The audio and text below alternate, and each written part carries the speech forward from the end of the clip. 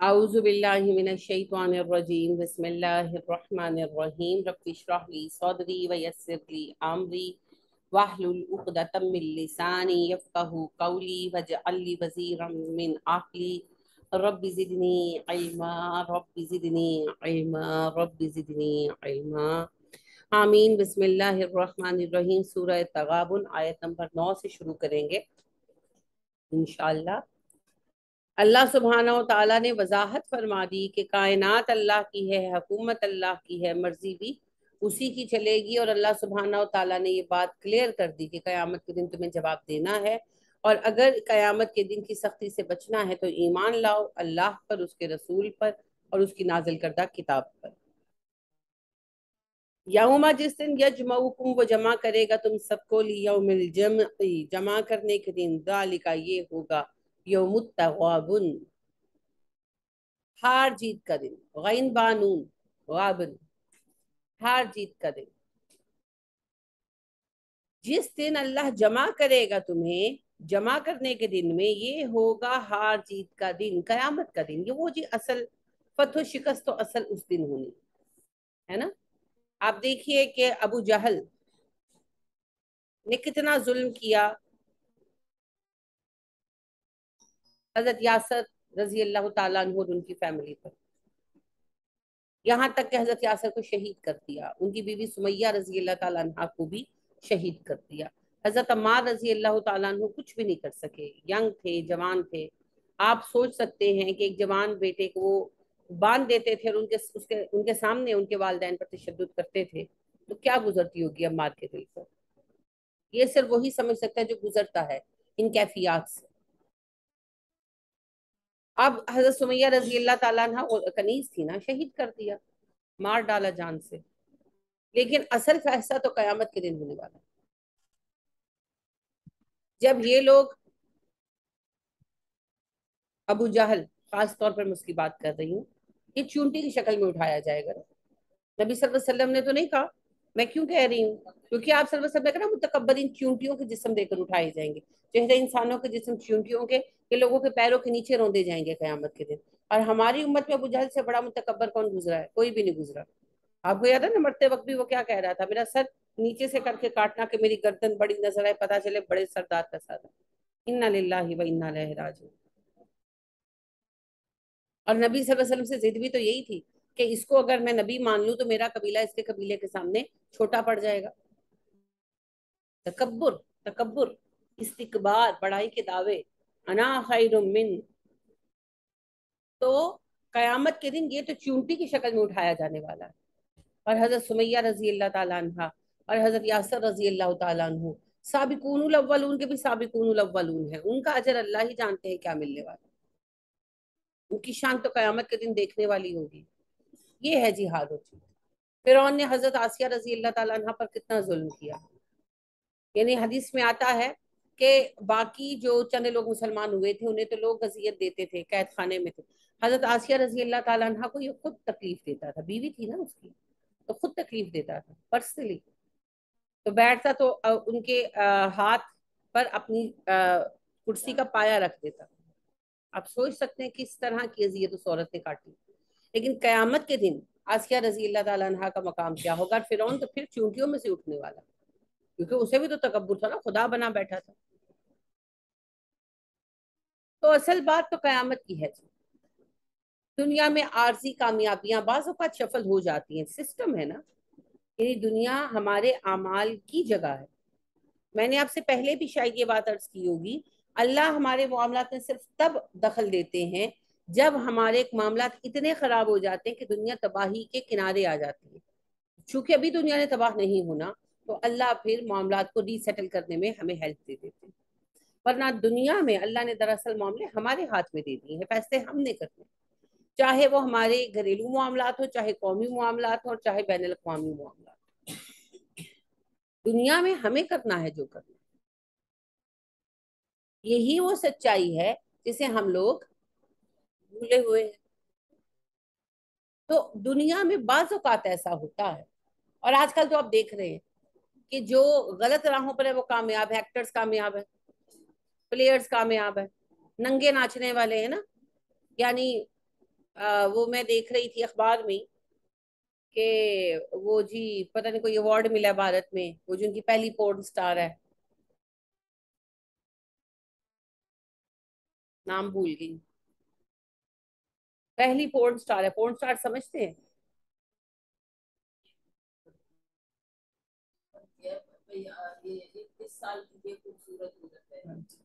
پورن star کہتے ہیں ان لوگوں کو جو منیمم یہ جو بے لباس کام بھی کرتے ہیں، یہ ان کی وجہ شہرت ہی بے لباس کام کرنا ہوتا ہے، جی، نیوڈ نیوڈ کام کرنا، اور وہ اپنی نیوڈیٹی کی وجہ سے ہی مشہور ہوتے ہیں، پھر بعد میں ان کو اور کام ملتا ہے، اور وہ جی انڈیا کی پہلی پورن سٹار ہے۔ ہاں جی، محو حیرت ہوں کہ دنیا کیا سے کیا ہو جائے گی، اور ظاہر ہے آج بھارت میں پورن سٹار پیدا ہوگی تو پاکستان کون سا دور ہے۔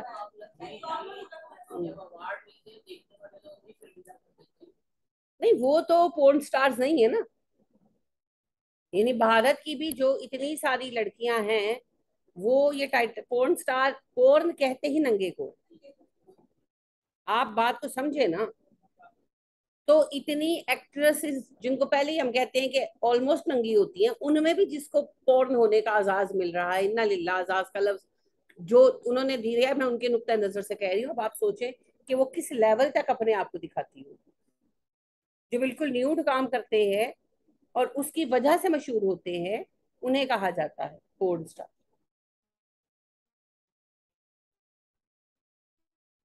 سنی لیون، یہ جی پہلی پورن سٹار ہے انڈیا کی، انا للہ و انا الیہ راجعون۔ اب آپ دیکھیں ان لوگوں کو تو مل رہے ہیں تمغے، ہے نا، اور کوئی بھی دین سے ہٹ کر بھی بات کر لے، کوئی انسان بھی سیدھا کام کر رہا ہے، کوئی ایماندار ہے، کوئی محنتی ہے، کیا اس کی زندگی کتنی مشکل ہے۔ ابھی جیسے میری میڈ نجمہ ہی بات کر رہی تھی کہ باجی 12,000 ساڈا بل آ گیا پچھلے مہینے۔ اب ظاہر ہے سارا دن تو یہ لوگ گھر پہ ہی نہیں ہوتے، بچے پڑھنے گئے ہوتے ہیں، شوہر کام پہ گیا ہوتا ہے، یہ بھی کام پہ آئی ہوتی ہے، گھر پہ ہوتا کون ہے، نہ ان کے پاس اے سی ہے نہ کچھ ہے، لے دے کے پنکھا چلتا ہے، ایک کمرے میں رہتے ہیں، ایک کمرے کا بلب جلتا ہے، بنتے ہیں بیچاروں کا 12,000 بل۔ تو وہ مجھے بتا رہی تھی ابھی کہ باجی 12,000 بل آ گیا، میں تو ایڈوانس لے کے چکایا ہے، تو یہ نہیں کہ اب یہ مہینہ مشکل ہے کہ پیسے تو میں نے ایڈوانس زیادہ تک لے لیے، بتا رہی تھی مجھے۔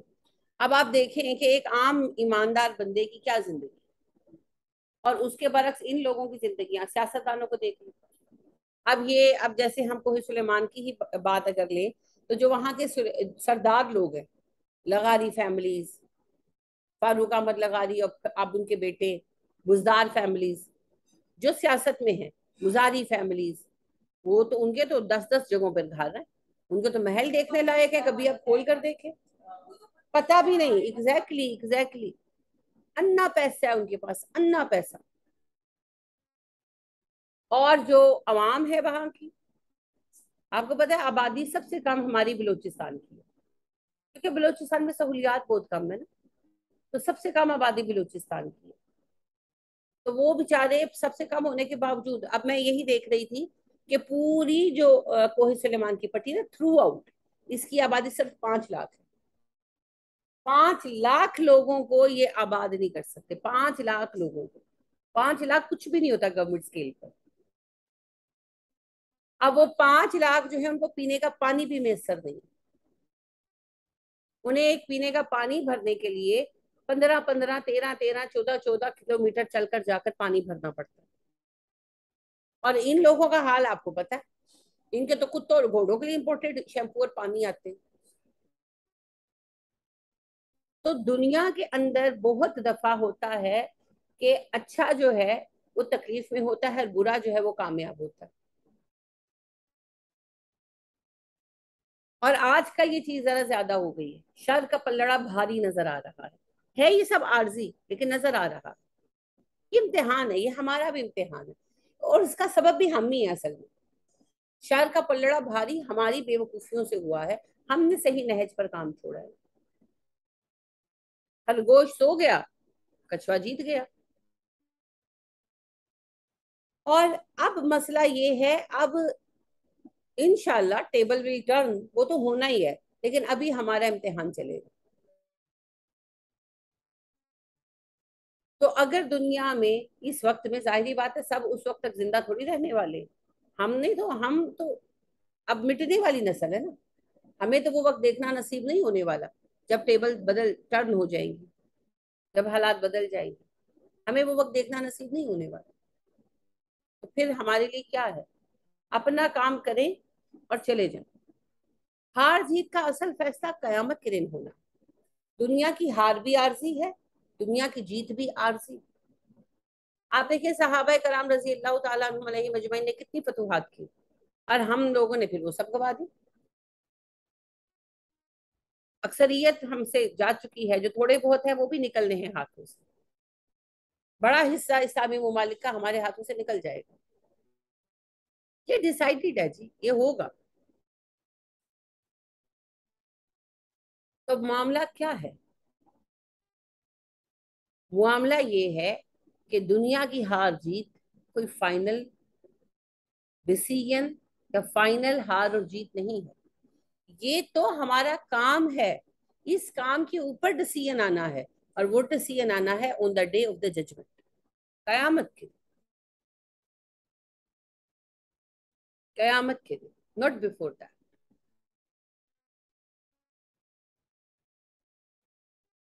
تو ابھی تو حالات مشکل ہونے ہیں، مزید مشکل ہونے ہیں.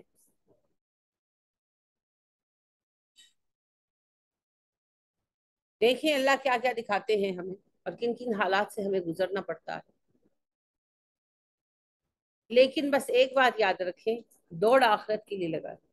دنیا میں جو کچھ ہو رہا ہے یہ تو اعمال نامے مرتب ہو رہے ہیں، افراد کے بھی، اقوام کے بھی، اور ذاتی. تو مزہ تو وہی ہے جو قیامت کے دن کامیابی ملو. جیسے جناح نے کہا تھا نا، کہ مجھے جملہ بڑا اچھا لگتا ہے، تو نے کہا تھا میں چاہتا ہوں قیامت کے دن اللہ مجھے کہے ویل ڈن مسٹر جناح. تو مزہ وہ ہے، یونیورسل لیول پر اللہ اس دن ہمیں ٹرافیاں دیں، اس دن کامیابی دیں، وہ مزہ ہے. دنیا میں لے کر کیا کرنا ہے؟ مجھے اتنا برا لگا، میں آپ سے شیئر بھی کروں گی. اگر ہوتا میرے پاس یہاں پروجیکٹر اس ٹائم تو میں آپ کو دکھاتی. ایک ایک خاتون میری دوست ہی ہیں، انہوں نے مجھ سے شیئر کیا، ان کے بچوں نے تھوڑا بہت کام کیا جیسے ہر علاقے کے لڑکے کرتے ہیں شراب زدگان کے لیے. ٹھیک ہے، بچوں نے کیا، نیک نیتی سے کیا. اچھا جی، اب وہ سٹی کاؤنسل نے نا ایوارڈز بانٹے. میں آپ کو بھیجوں گی، آپ لوگ گروپ میں شیئر کروں گی، دیکھیے گا اتنا ہیوج فنکشن. یہ کوئی اچھا وہ ہوگا، وہ ہوٹل پی سی میرٹ ٹائپ، اور اتنے پیسے لگائے ہوئے ہیں. مجھے اتنا غصہ چڑھا، کون سا مار کا مار لیا بھائی لڑکوں نے جس کے تم بانٹ رہے ہو؟ یہ جو اتنا پیسہ یہاں لگایا ہے وہ کسی اور پہ جا کے لگاؤ. کوئی ضرورت ہے؟ اتنا سا کام کیا اور بیٹھ گئے ڈھول بجانے. میرے ماموں انجینئر تھے، ہیں فوت ہو گئے، اب تو اللہ ان کو جنت عطا فرمائے. تو انہیں چائنا میں جاب ملی. پرانی بات ہے، میں اس وقت میٹرک میں تھی. تو چائنا چلے گئے، 4 سال کا کانٹریکٹ تھا، ڈیم بن رہا تھا فور گورجیس اس وقت. تو اس میں ان کو ملی تھی، جاب ملی تھی. تو ان کو شیلڈ ملی اچھے کام پر نا. جب آئے تو انہوں نے دکھایا شیلڈ ملی گورنمنٹ کی طرف سے. تو میں نے پوچھا ماموں فنکشن کیسا تھا ان کا؟ تو کہتے کوئی فنکشن نہیں، ہم لوگ کام کر رہے تھے تو اتنے میں ٹرک آیا، اس نے بلاک جوڑ کے اسٹیج بنایا، اسٹیج پہ وہ کھڑے ہوئے ہیں، اور انہوں نے اناؤنس کیا کہ سب لوگ ذرا آ جائیں. تو کہتا ہم آئے ہیں، وردیاں پہنی ہوئی تھی، ہم لوگ آئے ہیں. تو انہوں نے جو ہے نا اناؤنس کیا ہے کہ جی فلانے کو اس پر، جب ہمارا آخری ایئر تھا نا، تو فلانے کو اس کام پر، فلانے کو اس کام پر، فلانے کو اس کام پر شیلڈ ملے گی. اور سب کو وہ مل گئی، اور انہوں نے تام کوئی تام جام نہیں، انہوں نے اٹھایا اور گئے. ہو گیا جو ہے پرائز ڈسٹریبیوشن. اور ساتھ انہوں نے اناؤنس کر دیا کہ آج کا کھانا رات کا جو ہے وہ کمپلیمنٹری ہماری طرف سے آپ کو. بس گئے سارے. اور کھانا وہ میس سے ہی کھاتے تھے، لیکن یہ تھا کہ وہ نارمل کھانا ہوتا تھا. اس دن ذرا انہوں نے اچھا کھانا کر دیا، ساتھ بیئر شیئر دے دی. جو مسلمس تھے ان کے لیے کوکا کولا وغیرہ آ گئی. چلو جی، اللہ اللہ خیر صلی اللہ. وہ کہتے ہیں آدھے گھنٹے کے اندر پرائز ڈسٹریبیوشن ختم بھی ہو گیا، اور وہ لوگ گئے. کوئی تام جام نہیں، کچھ نہیں. ہم back to work, back to work. یہ نہیں کہ پورا دن ہمارے یہاں تھے کہ اسکول میں فنکشن ہوتا ہے نا، 10 10 دن ضائع ہوتے ہیں. ہاں، وہ بیک ٹو ورک. چلو جی، قصہ ختم. اور وہ تصویریں بھی انہوں نے دکھائی نا اپنی اپنی، یعنی کہ انہوں نے تصویریں دی سب کو نا، جس کی لی تھی پھر اس کو تصویر دے دی. تو وہ وہی ڈانگری پہنی ہوئی ہے جو ورک پر وہ پہنتے ہیں، اور وہ دے رہے ختم. اور کوئی تام جام نہیں، وہی بلاکس جوڑ کے انہوں نے اسٹیج بنایا ہوا تھا. تو کوئی بینر نہیں کہ جناب کا شکریہ جناب، کچھ بھی نہیں. انہوں نے سمپلی دیا اور گئے.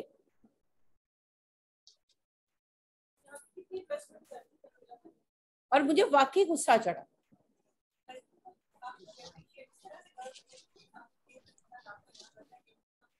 اور نہیں، لڑکوں نے تو اپریسیشن مانگی بھی نہیں نا، انہوں نے تو ایک نیت سے کام کیا. اب انہوں نے اینڈ کے اوپر ان کو بلا کر کے اب اگلی دفعہ وہ امکان رکھیں گے کہ ہمیں ایوارڈز ملے. کس بات کا ایوارڈ؟ دیکھیں کس بات کا ایوارڈ. بات یہ ہے ایک انسان مصیبت میں ہے، دوسرے کا ذمہ ہے اس کا کام کرنا. اس پر اللہ کی طرف سے اجر ملے گا، ریوارڈ ملے گا. ایوارڈوں کی کیا ضرورت ہے؟ کوئی ایوارڈ نہیں چاہیے. اور جو آپ کے پاس پیسہ ہے اس ٹائم وہ سارا انہیں پہ لگنا چاہیے.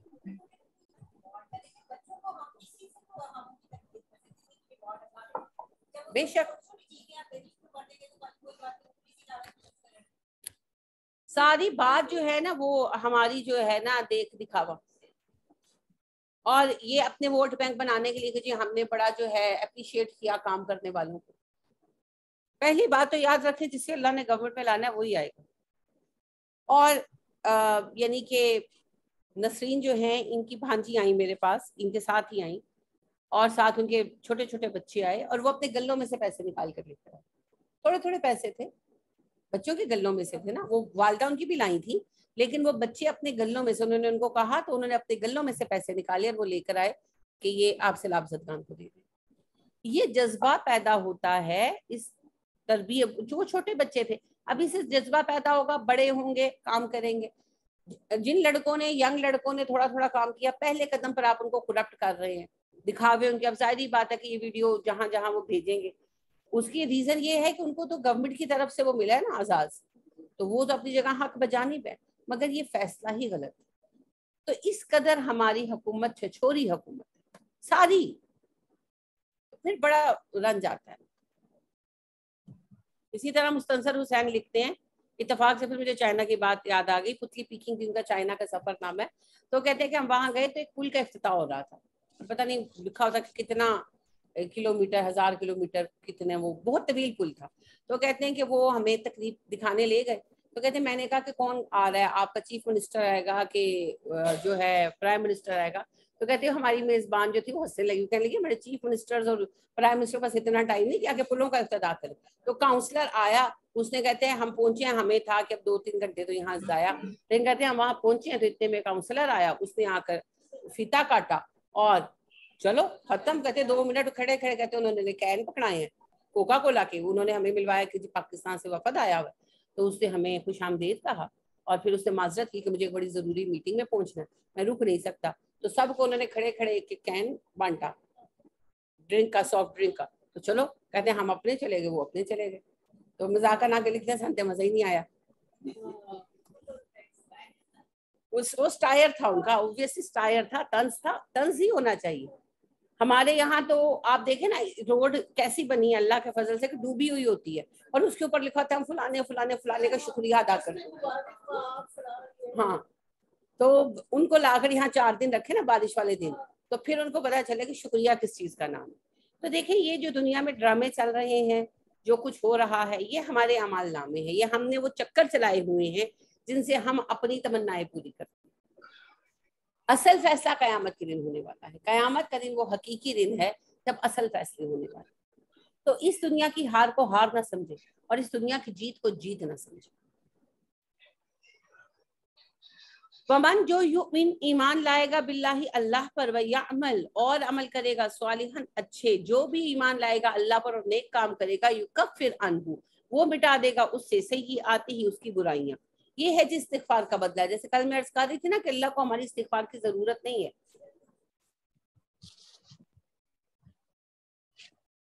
ہماری استغفار کی ضرورت نہیں ہے اللہ کو. استغفار سے کیا ہوتا ہے؟ ہمارے گناہ مٹ جاتے ہیں، ہمیں اللہ سبحانہ و تعالیٰ معاف کر دیتے ہیں. یہی اللہ یہاں بتا رہے کہ جو نیک کام کرے گا. اچھا نیکی سے کیا ہوتا ہے؟ جب انسان نیکی کرتا ہے تو اس کی برائی بھی مٹا دی جاتی ہے. تو نیکیاں کریں. نبی اکرم صلی اللہ علیہ وسلم نے کہا جب تم سے کوئی برائی ہو جائے اس کے پیچھے نیکی لاؤ. تو do good after doing some thing wrong. تو کبھی ہو جاتا ہے نا, ہم کبھی کیا, ہم سے تو روز ہی ہوتا ہے, ہر وقت ہی ہوتا ہے, اپنے اوپر ہمارا کنٹرول ہی بہت کم ہے. تو لہٰذا پھر استغفار کی کثرت کریں اور نیک کام کریں. نیکیوں کا پلڑا بھاری ہونا چاہیے, بس نیکیوں کا پلڑا بھاری ہوگا تو اللہ ضرور معاف کر دے گا.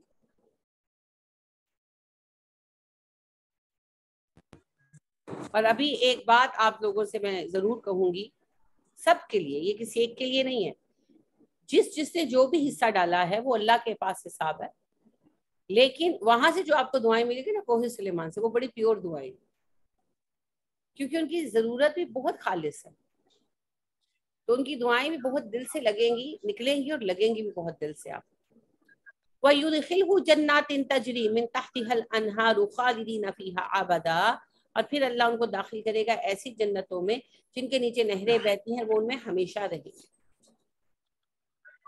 ذَلِكَ الْفَوْزُ الْعَظِيمُ, یہ بڑی کامیابی, یعنی اللہ گناہ معاف کر کے جنتوں میں داخل کر دے گا ہمیشہ ہمیشہ. اللہم اجعلنا منہم, اللہ ہمیں ان میں شامل فرمائے, اللہ ہمیں جنت الفردوس عطا کرے, آمین.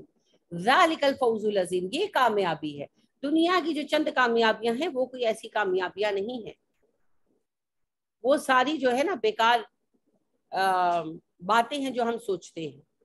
دنیا میں اگر فرض کریں پی ایچ ڈی کر لیا, کب تک چلے گا؟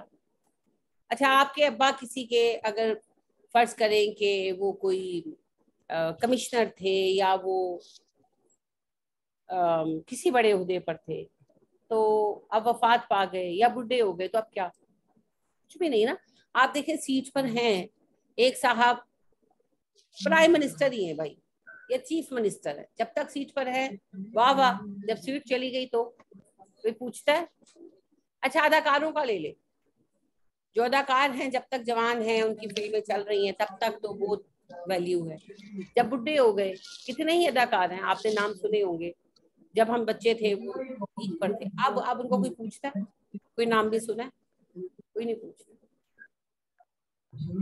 ہر کامیابی کا نتیجہ دنیا میں زوال ہے, ہر عروج کا نتیجہ زوال ہے, ہر کامیابی ختم ہو جاتی ہے, لیکن آخرت کی کامیابی وہ کامیابی ہے جو ہمیشہ قائم رہتی ہے, ابدی ہے, ابدی نہ مٹنے والی. تو اللہ ہمیں یہ کامیابی عطا فرمائے, آمین ثم آمین.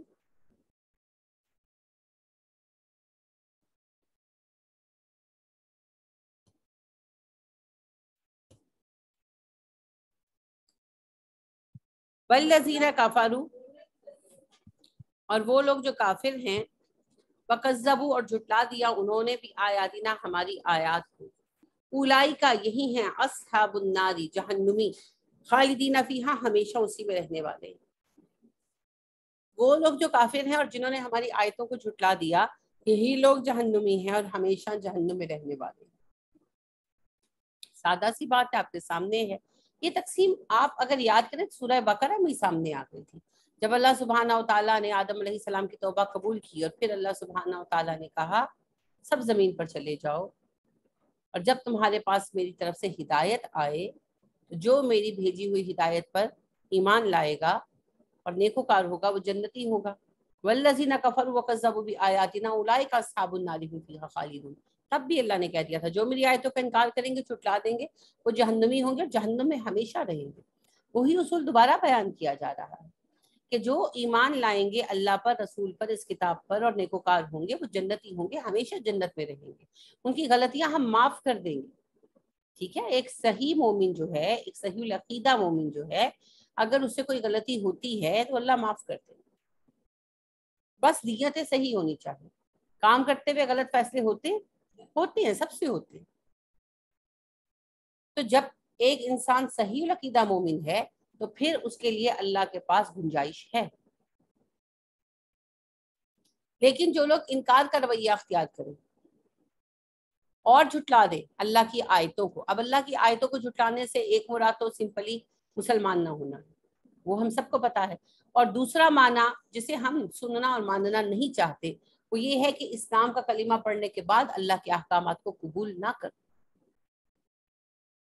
کیونکہ جب ایک بندہ مسلمان ہوا تو پھر اس کے لیے اسلام کے سوا کوئی چوائس نہیں. اللہ نے کہا نہیں, آپ نے پڑھا کہ آپ نے لوگوں کا حال دیکھا ہے جو کہتے ہیں ہم مسلمان ہیں, مگر جب انہیں فیصلے کے لیے بلایا جاتا ہے تو وہ طاغوت کا فیصلہ چاہتے ہیں. تو ہم بھی تو طاغوت کا فیصلہ چاہ رہے ہیں, ہماری اکثریت چاہ رہی ہے نا. ٹرانسجینڈر لا ہو, شادی کے معاملات ہوں, پردے کے معاملات ہوں, کاروبار کے سودی اور غیر سودی کاروبار کے معاملات, تو ہم سب طاغوت کا ہی فیصلہ چاہ رہے ہیں. اللہ کا فیصلہ تو کسی کو درکار ہے ہی نہیں. تو اللہ کی آیتوں کا انکار کرنا آفٹر ایمبریسنگ اسلام, مسلمان ہونے کے باوجود آیات کو نہ ماننا, ان احکامات کو نہ تسلیم کرنا اور بحث کرنا کہ یہ ظالمانہ ہے یا یہ پرانے ہیں, جو بھی یہ دلیلیں لاتے ہیں, یہ سب بھی کفر ہے اور تکذیب آیات, اور اس کا نتیجہ بھی جہنم ہے, اور جہنم بھی ہمیشہ.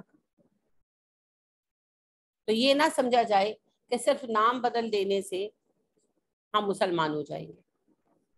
ہمیشہ یاد رکھیے گا, عبداللہ بن ابی ساری عمر پہلی صف میں نماز فجر ادا کرتا رہا نبی کریم صلی اللہ علیہ وسلم کے ساتھ, پھر بھی مرا تو کافر ہی قرار پایا. ہم سب کو یہ بات پتا. وجہ کیا ہے؟ اچھا وہ تو نہ کرہن مجبوراً اسلام کے احکامات پر عمل بھی کرتا تھا. اس کے گھر کی عورتیں کیا پردہ کر کے نہیں نکلتی تھی؟ نکلتی تھی نا. کیا وہ سارے احکام کی پابندی نہیں کرتا تھا؟ کرتا تھا, مگر دل سے کرنا نہیں چاہتا تھا, مجبوری میں کرتا تھا کہ سوشل پریشر تھا, تو اللہ نے اسے منافق قرار دیا. تو ہم تو مانتے بھی نہیں, کھلے عام انکار بھی کرتے ہیں اور عمل بھی نہیں کرتے, پھر ہم کہاں کھڑے ہیں جی؟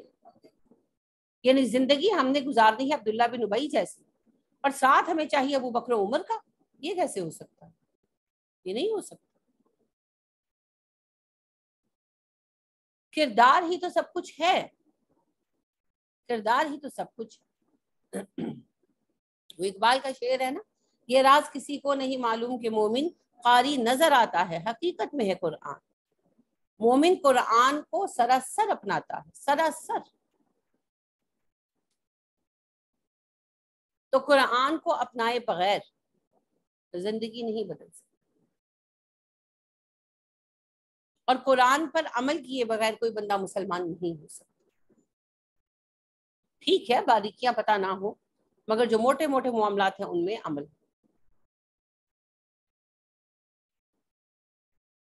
جو بھی بڑے بڑے معاملات ہیں, اور وہ سب کو بتائیں. جھوٹ بولنا منع ہے, غیبت کرنا منع ہے, رشوت لینا منع ہے, بے پردگی منع ہے, میوزک حرام ہے, عورتوں کا مردوں کا جسم دکھانا منع ہے. تو فیشن انڈسٹری, فلم انڈسٹری, ان کا تو پھر جواز نہیں بنتے نا. ناجائز منافع خوری حرام ہے, عورتوں مردوں کا اختلاط, ان کا فری مکس ہونا منع ہے, لواطت منع ہے, ہوموسیکشوالٹی منع ہے, اللہ کے قانون کے خلاف کوئی بھی قانون ہو وہ منع ہے, سود حرام ہے. کتنی حرام چیزیں جو ہمارے معاشرے میں اتنی عام ہیں کہ لوگوں کے ذہنوں سے حرمت کا تصور بھی مٹ گیا ہے, نارملائز کر دیا ہے. جیسے سود کو نا نارملائز کر دیا, اتنا نارمل ہو گیا معاشرے میں کہ لوگوں کو شعور ہی نہیں ہوتا. نارملائز کر دیا ہے سود کو. حالانکہ نبی کریم صلی اللہ علیہ وسلم نے فرمایا کہ سود کے گناہ کا سب سے ہلکا درجہ یہ ہے جیسے کوئی اپنی ماں کے ساتھ زنا کرے. انا للہ و انا الیہ راجعون. یعنی اب جانتے ہیں عرفان بھائی نیبر ہیں, تو بینک کے جاب میں تھے, تو ان کو میں نے بہت عرصہ پہلے جب کہا کہ سود چھوڑ دے, سود کا کام ہے چھوڑ دیں, تو انہوں نے کہا ہی از اے ویری گڈ پرسن ماشاء اللہ. انہوں نے یہ بات کی تو ان کے بینک کے ساتھی جو ہے نا وہ ان کو لے گئے کسی مفتی صاحب کے پاس, اور ان سے جو ہے نا وہ ان کو فتویٰ دلا دیا. تو وہ مجھے کہنے لگے دیکھیں فتویٰ ہے. پھر میں نے ان سے صرف یہی بات کہی, میں نے کہا میں فتوے نہیں دے سکتی, میں مفتی نہیں ہوں, نہ مفت کھولے کے معنی میں اور نہ فقہ کے معنی میں, لیکن میں نے کہا میں آپ کو ایک حدیث سناتی ہوں, فیصلہ آپ کا ہے. نبی اکرم صلی اللہ علیہ وسلم نے فرمایا سود کے گناہ کا سب سے ہلکا درجہ یہ ہے جیسے کوئی بندہ اپنی ہی ماں کے ساتھ زنا کرے. میں نے کہا سوری, میں بہت یعنی مایوب سی بات ہے نا جو کہہ رہی ہوں, لیکن حدیث ہے. اب میں نے کہا مرضی آپ کی. پھر انہوں نے ڈیسائیڈ کیا اور چھوڑ دیا. اللہ ان کے لیے آسانی کرے, کوشش کریں اپنا کام شروع کرنے کی, دعا بھی کیجیے گا آپ لوگ. تو آپ دیکھیے کتنے بینکر ہیں ہماری سوسائٹی میں, اور پھر کہتے ہیں وہ تو اپنے کام کی تنخواہ لیتے ہیں. میرے اپنے سسر ابا جو ہے نا وہ بینکر تھے, اور ان کے پاس لکھا ہوا فتویٰ موجود تھا محمد علی لاہوری صاحب کا, کہ آپ تو اپنے کام کی تنخواہ لیتے ہیں تو یہ جائز ہے. اچھا, میں نے کہا ابا جی تو ریٹائرڈ ہو گئے. میں کہا ابا جی میں آپ کو تکلیف دینا نہیں چاہتی, لیکن آپ کے بعد آپ کے بچوں کی بھی بڑی تعداد بینکنگ میں گئی. مجھے ایک بات بتائیں, محمد علی لاہوری صاحب یا فلاں صاحب یا فلاں صاحب یہ فتویٰ جاری کرتے ہیں, مجھے ایک حدیث سمجھا دیں. نبی اکرم صلی اللہ علیہ وسلم نے کہا جس نے سود کی دستاویز لکھی, جس نے لکھوائی, جس کے لیے لکھی گئی, جس نے اس پر بطور گواہ دستخط کیے, ساروں پر لعنت ہے. تو یہ جو بچے بینکوں میں بیٹھے ہوئے ہیں, کیا یہ سود کی دستاویز نہیں لکھتے؟ سارا دن کیا کرتے ہیں؟ جو لیز پیپر بنتے ہیں, جو سارا یہ کیا ہے؟ سود کی دستاویز نہیں ہے. جو جب نبی صلی اللہ علیہ وسلم کہہ رہے ہیں جس نے لکھی, سب سے پہلے جس نے لکھی, جس نے لکھوائی, جس کے لیے لکھوائی گئی, اور جنہوں نے بطور گواہ دستخط کی, ان کا لینا دینا بھی کوئی نہیں ہے, خالی وہ ساتھ آئے, آپ کو لانے پڑتے ہیں نا ایک دو گواہ. جس نے بطور گواہ دستخط کیے ساروں پر لعنت ہے. تو پھر یہ فتوے کس بنا پر جاری کر دیے جاتے ہیں کہ جی آپ تو بینک میں کام کر کے اجرت لے رہے ہیں, آپ کا پیسہ حلال ہے؟ کیسے؟ ہاؤ؟ ہمیں بھی تو لاجک سمجھا دیں, ہمیں نہیں سمجھ آ رہی, ایکسپلین کر دیں ہم پر. نارملائز کر دیا سود کو, نارملائز کر دیا سوسائٹی کے اندر. یہ جو ہم دیکھ رہے ہیں نا اولاد نافرمان ہے, اور پھر وہ پریشان ہوتے ہیں والدین, کیونکہ میرے سسر ابا کو میں نے دیکھا اتنے ایماندار آدمی, ایک چونی کا بھی ان کا حساب سیٹ ہوتا تھا جینوینلی, لیکن جو کام وہ کر رہے ہیں وہ کام اٹ سیلف حرام ہے. پھر کہتے ہیں اولاد نافرمان ہے, پھر کہتے ہیں جی مسائل آ گئے. ہم نے کیا کیا؟ اللہ کی حد کو تو پار کر دی. سود کا کام کرنے والے اللہ اور رسول سے جنگ مول لے رہے ہیں, چاہے شعور ہے یا نہیں, باغی ہو گئے نا, حکم نہیں بدلے. یعنی اگر کوئی ٹیررسٹ پکڑا جائے اور وہ کہ جی مجھے تو پتہ ہی نہیں تھا بیگ کے اندر بم ہے, مجھے تو کہا گیا تھا کیک ہے پہنچانا ہے, تو کیا گورنمنٹ چھوڑ دے گی؟ سملر, کیونکہ اتنا علم ہونا تو سب کا ذمہ ہے نا. اور آپ یہ دیکھیے کہ سعودیہ میں بھی یہی سودی قانون چل رہے ہیں, یعنی اب وہاں بھی بینکنگ سسٹم سملر ہی ہے. اور یہ اتنی آسانی سے نہیں ہوا تھا. وہاں پر بینکنگ سسٹم کو جب رائج کیا گیا, علماء نے بڑی آوازیں اٹھائیں, بڑے علماء کو پھانسیاں دی گئیں, قید و بند میں ڈالا گیا, سزائیں دی گئی, تھوپا گیا سر کے اوپر. ایسے نہیں ہوا کہ فوراً جا کر لگا دیا. کہنے کا مقصد میرے کیا ہے کہ اللہ سبحانہ و تعالیٰ کی آیات کو نہ ماننا, کلمہ پڑھنا مگر اللہ سبحانہ و تعالیٰ کے احکامات کو تسلیم نہ کرنا, اور اللہ کے حکم کو چھوڑ کر دوسرے قوانین کو قائم کرنا, یہ کفر ہے, یہ تکذیب ہے, اور اس کی یہی سزا ہے جہنم, اور وہ بھی ہمیشہ کا. وبئس المصیر, یہ بدترین لوٹنے کی جگہ. جہنم سے برا کیا ہو سکتا ہے؟ یہی نتیجہ ہے بد عملی کا اور بے یقینی. تو ہمیں اپنے آپ کو اس سے بچانا ہے.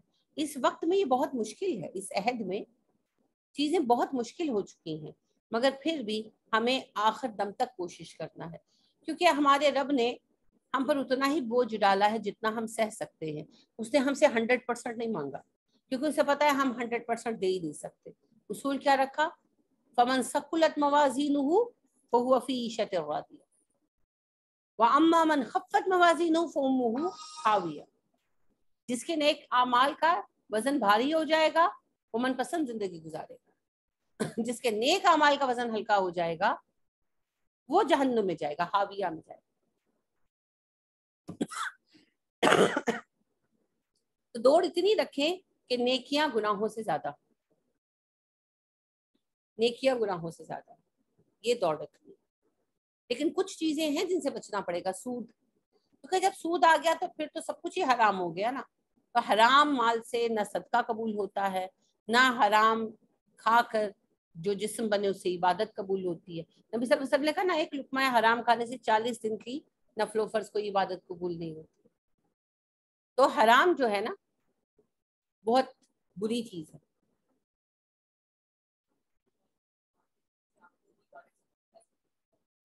دیکھیں جی وہ تو نبی صلی اللہ علیہ وسلم نے کہا تھا نا وہ وقت آئے گا جب سود نہیں مگر سود کا غبار پہنچے گا. تو ڈائریکٹ ایٹنگ تو نہ کرے، ان کے ڈائریکٹ تو سود نہ کھائیں گے. جیسے بینکوں میں رکھوا لیا وہاں سے پیسے لے رہے ہیں. میں کتنے ہی لوگوں کو جانتی ہوں کہ اچھی بھلے خوشحال ہے، ان کے بچے بھی کما رہے ہیں، یہ گھر بھی ہیں، کوئی ایک آدھ گھر کرائے پہ بھی چڑھا ہوا ہے یا پلاٹ بھی پڑے ہوئے سب، یعنی ٹھیک ہے ان کو ضرورت نہیں ہے، مگر جب ان کو پروویڈنٹ فنڈ وغیرہ ملا یا جائیداد میں سے حصہ ملا تو لے جا کر فکس کرا دیا بہبود سرٹیفکیٹ وغیرہ میں. سیدھا سود ہے، سیدھا سود ہے. اسی طرح یہ جو لائف انشورنس ہے سیدھا سود ہے، سب کو پتہ ہے سود ہے، مگر کرواتے ہیں پھر لیتے ہیں پھر خوش بھی ہوتے ہیں. یہ پرائز بانڈ سیدھا سود ہے. اچھا بینکوں کے اندر جو ویسے پیسے رکھواتے ہیں وہ جو سیونگ اکاؤنٹ ہے ان کے اوپر جو پروفٹ لیتے ہیں سیدھا سود ہے.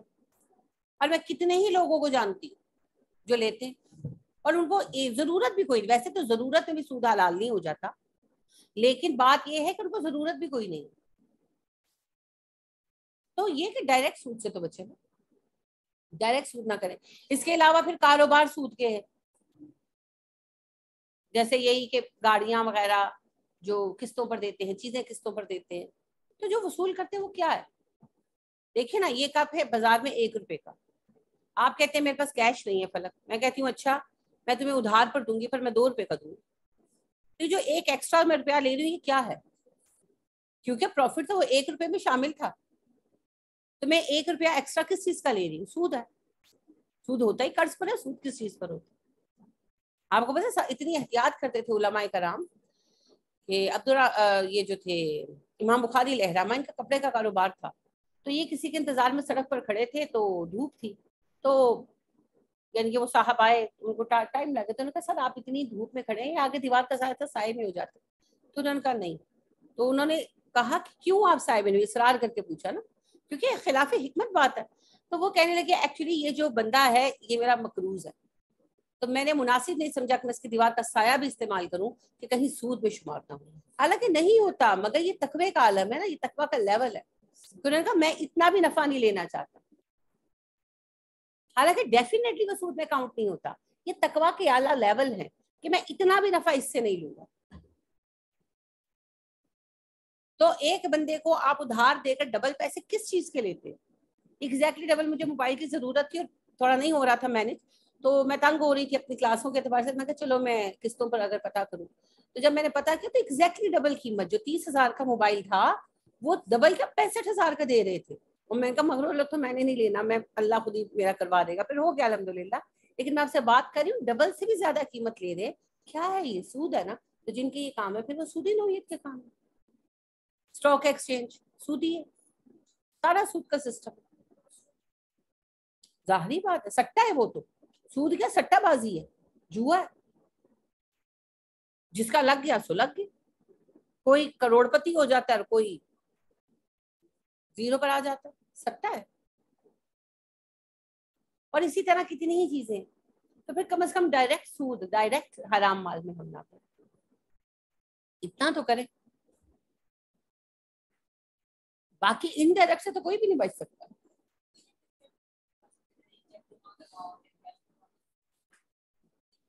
نہیں دیکھیں وہی کہہ رہی ہوں نا. اب میرا آپ کو سب کو پتا ہے کوئی اکاؤنٹ نہیں تھا. میں نے یہ جو رمضان میں اکاؤنٹ کھلایا صرف اسی لیے کھلوایا کہ جو باہر سے چند اسٹوڈنٹس تھوڑے بہت پیسے بھیجتی ہیں صدقات کے مد میں، تو وہ دقت ہوتی ہے کہ کہاں منگاؤ.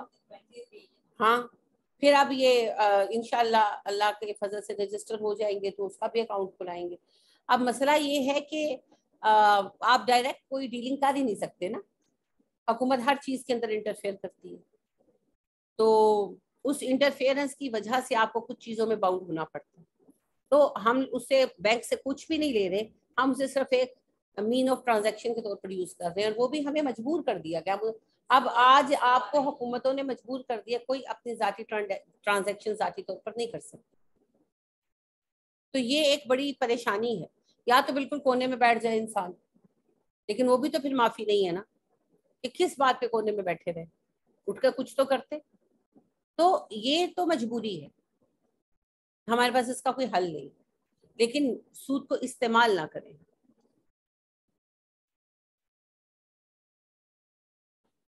جو گورنمنٹ قرضے دے رہی ہے گھر بنانے کے لیے, عمران خان صاحب نے شروع کیا تھا کاروبار کے لیے, اب حالانکہ ان پہ سود بہت کم ہے, شرح سود, مگر سود ہے تو صحیح. ایک قطرہ شراب کا گر جائے نا کنویں میں, اسلام کا اصول ہے پورے کنویں کا پانی سینتنا پڑتا. تو پھر 2% سود ہے, شاید کہ 3% ہے, کچھ اس طرح ہے. میرا خیال ہے 10 لاکھ تک 2% ہے, اور پھر اس سے آگے 5% ہے. کچھ بھی نہیں ہے, ایکچولی کچھ بھی نہیں ہے. لیکن بات یہ ہے نا, سود ہے نا, جہاں سود آ گیا وہاں کام حرام ہو.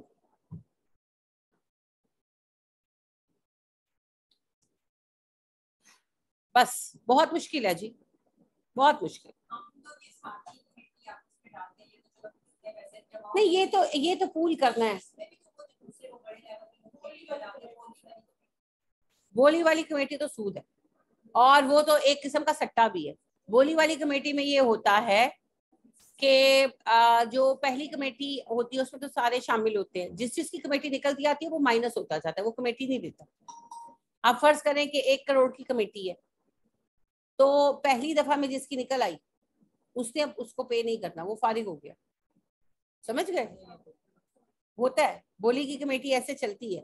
بولی کی کمیٹی کی مختلف شکلیں ہیں, اس میں سے ایک شکل یہ ہے. یہ شکل میں نے پہلے بھی کسی نے مجھ سے پوچھا تھا. ایک تو بولی کی کمیٹی نارمل یہ ہوتی ہے کہ جو ہے نا, یعنی کہ جس کا نام نکل آیا اس کو ملے گی, ٹھیک ہے نا, ایک تو یہ ہوتا ہے. لیکن وہ جو ہے نا وہ چھوڑ کے نہیں جاتے, وہ اپنی کمیٹی انت تک پوری کرتے ہیں.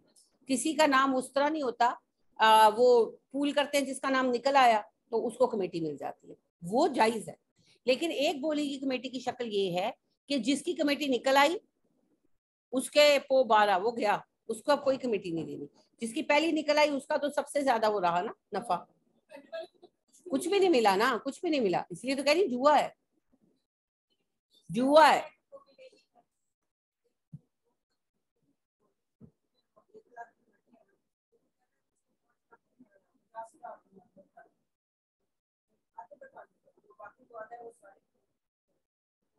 جی بالکل, یہ بھی ہوتا ہے.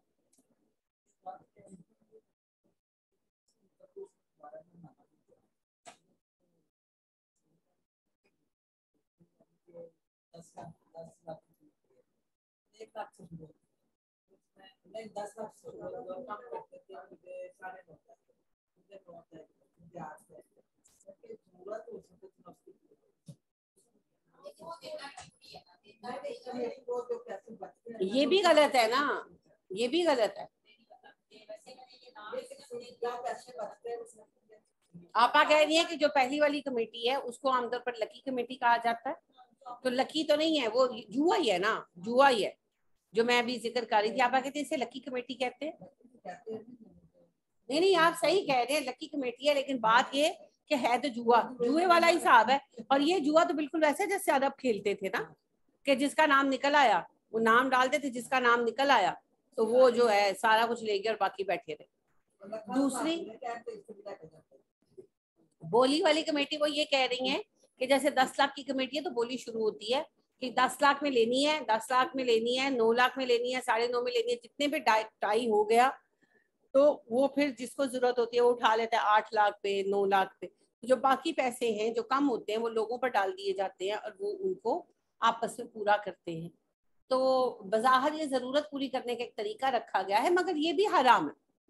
اسلام میں ضرورت پوری کرنے کے 2 طریقے ہیں بھائی, قرض اور صدقہ. صدقہ کر دو, یہ جو ایسے ایک دوسرے سے پول کر رہے ہو وہی پول کر کے صدقہ کر دو. صدقہ اور قرض 2 طریقے, قرض حسنہ دے دے یا پھر صدقہ کر دے.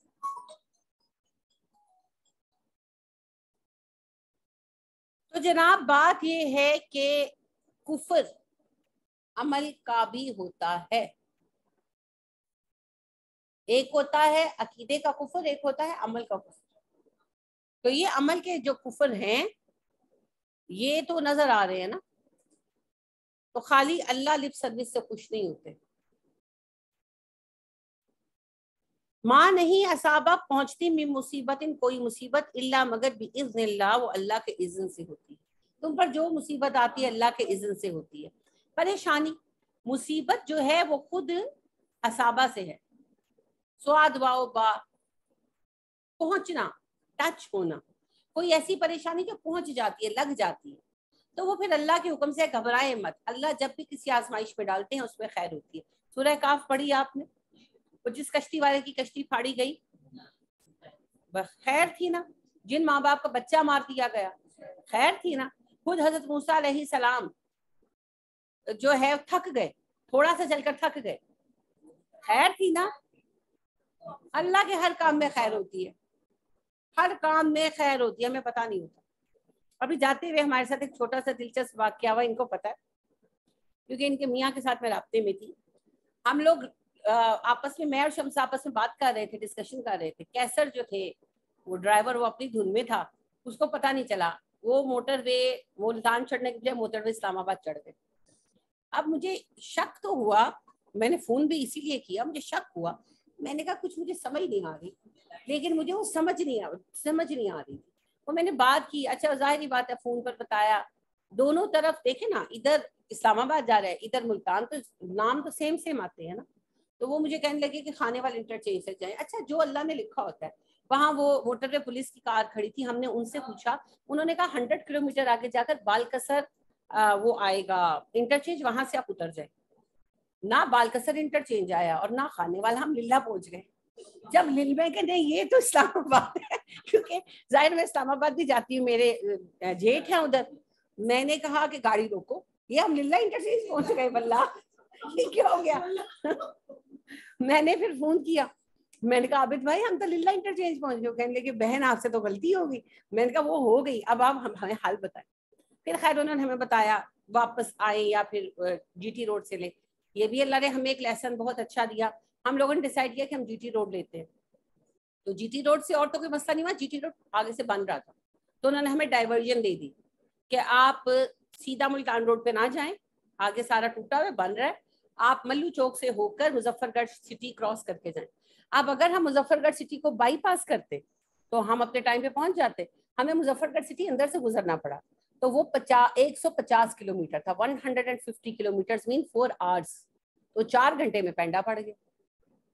वो 4 घंटे एक्स्ट्रा। अब घर वाले परेशान, कहाँ हो, मैंने कहा हम सही है, अब आप सब्र करें, अब जो होना था हो गया। तो बात ये कि वाकई आजमाइश इस माने में हो गई कि घर वाले भी परेशान हुए, डांट थोड़ी हम लोगों को पड़ी। और दूसरा ये है कि लेट होने की वजह से बहुत थके। ये जो मैंने आपको मंडे को छुट्टी दी ना, एक्चुअली इतना तवील हमारा उस दिन सफर हुआ, 14 घंटे का सफर रहा, तो हड्डियां तक हिल गई थी। तो वो बहुत एक फिटीक आई, लेकिन I genuinely believe in it कि अल्लाह ने हमें पता नहीं किस आजमाइश से बचाया। और मैं इसी बात पर अल्लाह का शुक्र अदा करती रही और अभी भी कर रही हूँ। मैं नहीं जानती मेरे रब ने किस मुसीबत से बचाने के लिए मुझे इस गर्दिश में डाला। और जेन्युइनली वो थोड़ा परेशान कुन सफर था, क्योंकि वो अंदर से था ना। हम लोगों को शाहपुर से होकर मल्लू चौक हम मुड़े, और मल्लू चौक से फिर हम लोग मुजफ्फरगढ़ रोड पर चढ़े। जो मुजफ्फरगढ़ रोड था, मैंने आपसे कहा 150 किलोमीटर था, थ्रू आउट दोनों तरफ खेत थे, कोई स्ट्रीट लाइट नहीं, कुछ नहीं। तो जाहिरी बात है मगरिब हो चुकी थी, तो दिल पर एक परेशानी थी कि अल्लाह खैर, अल्लाह खैर, अल्लाह खैर। कोई मसला कोई नहीं हुआ, लेकिन जाहिरी बात है कि हम लोग बड़े रोड पर सफर की आती, तो वो 150 किलोमीटर जो था वो हमें फिक्रमंदी का गुजरा। लेकिन इस फिक्रमंदी को देकर अल्लाह ने हमें किस मुसीबत से बचाया है वो जानता है, हम नहीं जानते।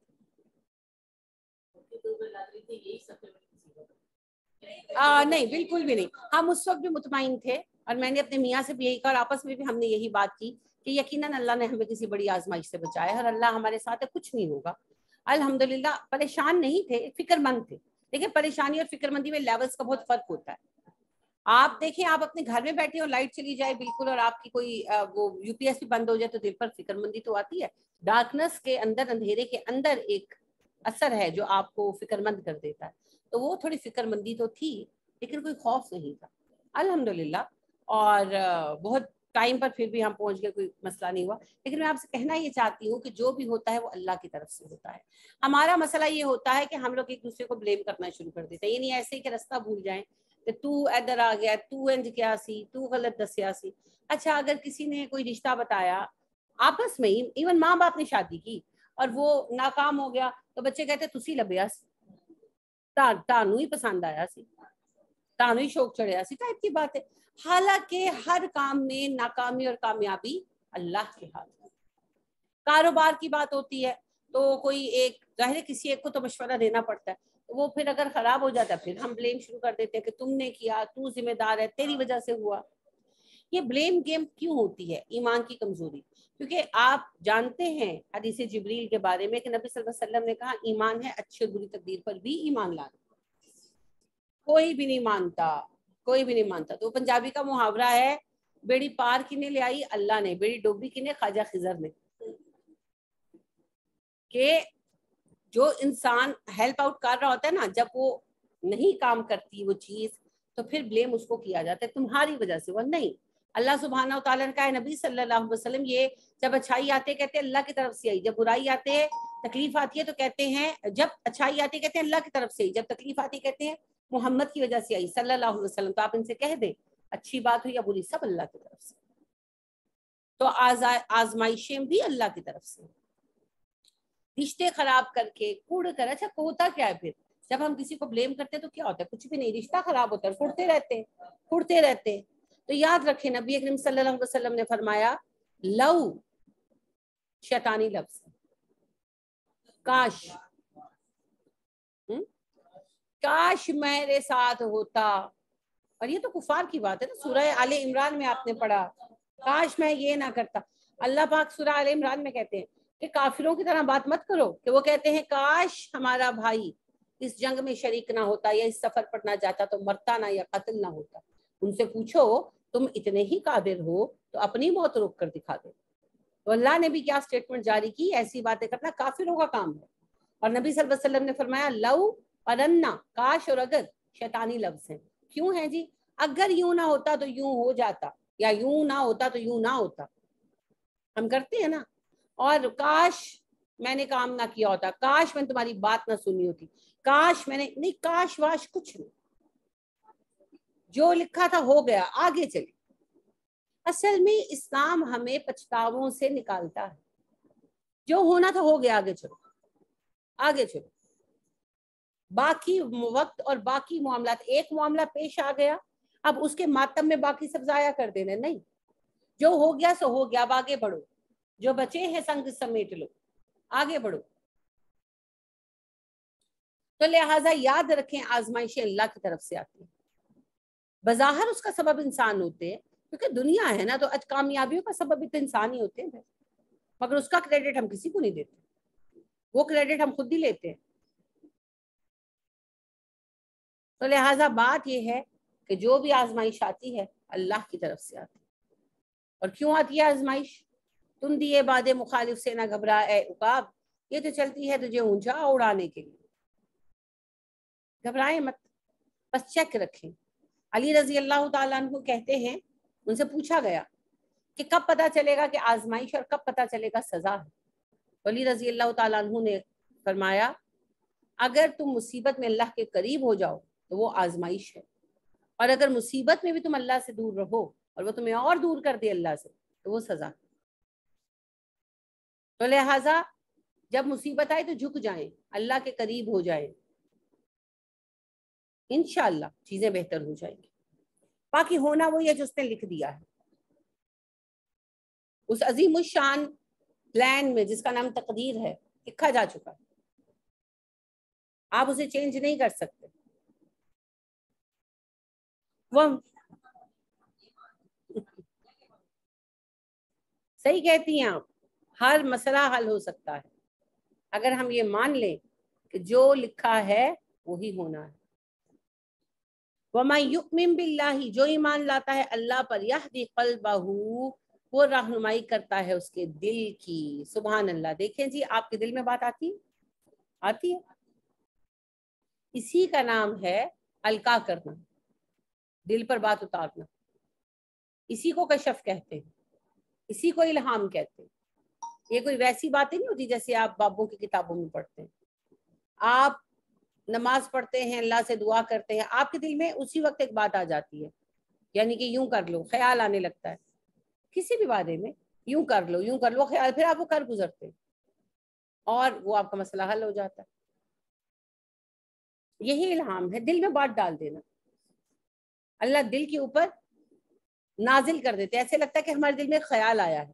خیال ویال کوئی نہیں ہوتا, یہ مشورے ہوتے ہیں, سجیشنز ہوتے ہیں جو اللہ ہم تک پہنچا دیتے ہیں. الحمدللہ. یعنی اللہ کیا کہہ رہے ہیں کہ مصیبتیں تو جو نصیب میں لکھی ہیں وہ آنی ہیں. دنیا کے سب سے نیک انسان کون تھے؟ نبی کریم صلی اللہ علیہ وسلم. آپ صلی اللہ علیہ وسلم نبی تھے, رسول تھے, اللہ کے محبوب تھے. جبرائیل ہر وقت آتے جاتے تھے, ہر وقت کی ملاقات تھی. پھر بھی زہر کھایا نا. کیوں کھایا؟ لکھا جا چکا تھا, اسکرپٹڈ تھا, تقدیر اسکرپٹڈ تھا, اللہ کے پلان میں شامل تھا. تو جو اللہ نے لکھ دیا ہے وہ ہو کر رہنا, آؤٹ آف نو وے ہوگا, آپ کچھ نہیں کر سکتے. اور اگر اللہ نے نہیں لکھا تو نہیں ہوگا. جیسے تبوک میں آپ کے قتل کا ارادہ تھا, سازش تھی, اللہ نے پہلے بتا دیا, آپ رستہ بدل کر نکلا, نہیں مار سکے آپ صلی اللہ علیہ وسلم. بالکل. کتنے ہی مقامات ہیں نا, طائف میں زخمی ہوئے, احد میں, مگر کچھ بھی نہیں ہوا نا, جو اللہ نے کرنا ہے. تو نبی کریم صلی اللہ علیہ وسلم ہمارا رول ماڈل ہے. اللہ کے پسندیدہ بندہ ہونے کی علامت یہ نہیں ہے کہ آپ پر مصیبت نہیں آئے گی. یاد رکھیے, یہ تو ناپسندیدگی کی علامت ہے. جب اللہ کسی کو چھوڑ دیتے ہیں نا, آپ پڑھ آئے ہیں, اللہ کہتے ہیں جب کوئی نافرمانی کرتا ہے ہم اس پر آزمائشیں ڈالتے ہیں, آزمائشوں کے بعد بھی جب وہ اڑا رہتا ہے تو پھر ہم سب کچھ ختم کر دیتے ہیں آزمائشوں میں سے, اسے اتنی نعمتیں دیتے ہیں وہ سب کچھ بھول ہی جاتا ہے, اور پھر ہم اس کو کھینچتے ہیں. اور نبی کریم صلی اللہ علیہ وسلم نے بھی فرمایا کہ تم کسی بندے کو دیکھو کہ وہ نافرمان ہے اللہ کا, مگر اس پر اللہ کی رحمتیں آئی جا رہی ہیں, تو اس پر رشک نہ کرو, اس سے عبرت پکڑو, اللہ نے اسے ڈھیل دے رکھی. تو جن کو کچھ بھی نہیں ہوتا نا, یہ وہ لوگ ہوتے ہیں جنہیں ڈھیل دی گئی ہوتی. تو کسی کے نیک ہونے کا معیار یہ نہیں ہے کہ اس پر مصیبت نہیں آئی. کامیابیاں بھی ملیں گی, نبی صلی اللہ علیہ وسلم کو کتنی کامیابیاں ملی, لیکن آزمائشیں بھی ساتھ ساتھ چلیں گی. اصل علامت اللہ کی رحمت کی ہے, یہدی قلبہ, اللہ اس کے دل کو ہدایت دے دے. اصل بات یہ, آپ کا دل آپ کو گائیڈ کرنے لگ جائے, آپ کے اندر صحیح اور غلط کا پیمانہ بن جائے, آپ فرقان حاصل کر لیں. اللہ نے کہا نا, جو قرآن پر عمل کرتے ہیں ہم ان کے اندر فرقان پیدا کر دیتے ہیں. تو آپ کو صحیح صحیح اور غلط غلط نظر آنے لگ جائے. یہ ہے جی اللہ کا فضل, یہ ہے. اپنا غلط بھی غلط نظر آئے, دوسرے کا غلط تو آتا ہی ہے جی, اپنا غلط بھی غلط نظر آئے, اپنوں کا غلط بھی غلط نظر آئے. جب یہ لیول ہوتا ہے نا, پھر وہ اعلیٰ درجے ملتے ہیں. جیسے عمر فاروق رضی اللہ تعالیٰ عنہ کے سگے بیٹے کو جب وہ لے کر آئے تھے تجارت کا مال, امیر معاویہ نے دیا تھا نا, وہ گئے ہوئے تھے شام, تو امیر معاویہ نے انہیں مال دیا بیت المال کا, اور کہا کہ یہ لے جاؤ, تو امیر المومنین کو پہنچا دینا, جا ہی رہے ہو. تو بچوں نے آپس میں عقل لڑائی کہ پیسے ہیں تو سامان خرید دیتے تجارت کا, وہاں جا کر بیچ دیں گے تو بیت المال کا مال بیت المال کو دے دیں گے, پروفٹ ہمارا. تو انہوں نے مال خریدا, آ کر بیچا, پیسے لیے اور پروفٹ رکھ کے باقی ابا کو دے دیے. ابا نے کہا جب تمہیں مال ملا تھا اتنے دن کیوں لگائے؟ انہوں نے کہا ابا ہم نے تجارت کا مال لے لیا تھا, بیچا پروفٹ لیا. ابا نے کہا پروفٹ ادھر لاؤ, یہ بیت المال کے پیسے. انہوں نے کہا محنت ہماری تھی, پلان ہمارا تھا. امیر المومنین نے کہا نہیں, بیت المال کے پیسے تھے, نکالو. لے لیا ان سے. انہوں نے جا کر کیس کر دیا امیر المومنین پر عدالت میں کہ ہم نے یہ پلان کیا, ہمیں مال دیا گیا تھا, ہم نے یہ پلان کیا, ہم نے مال خریدا, ہماری محنت کی کمائی ہے, امیر المومنین نے ہم سے لے لی. پھر ہم عمر بلائے گئے, کیس کی سنوائی ہوئی, تو پھر جج نے فیصلہ یہ دیا کہ مال بیت المال کا تھا اور محنت لڑکوں کی تھی, تو آدھا آدھا شیئر ہوگا پروفٹ. ٹھیک ہے. تو یہ دیکھیں عمر باپ تھے نا, پہلے باپ تھے, بعد میں امیر المومنین تھے, لیکن انہیں تو فرقان کا وہ لیول حاصل ہے کہ فاروق اعظم کہتے ہیں ہم انہیں, اسلام کے بعد ان کا لقب فاروق ہوا نا. تو انہیں اپنے بچوں کا غلط بھی غلط ہی نظر آتا تھا, بلکہ وہ ان کے صحیح کو بھی مارجن نہیں دیتے تھے کہ چھوڑو.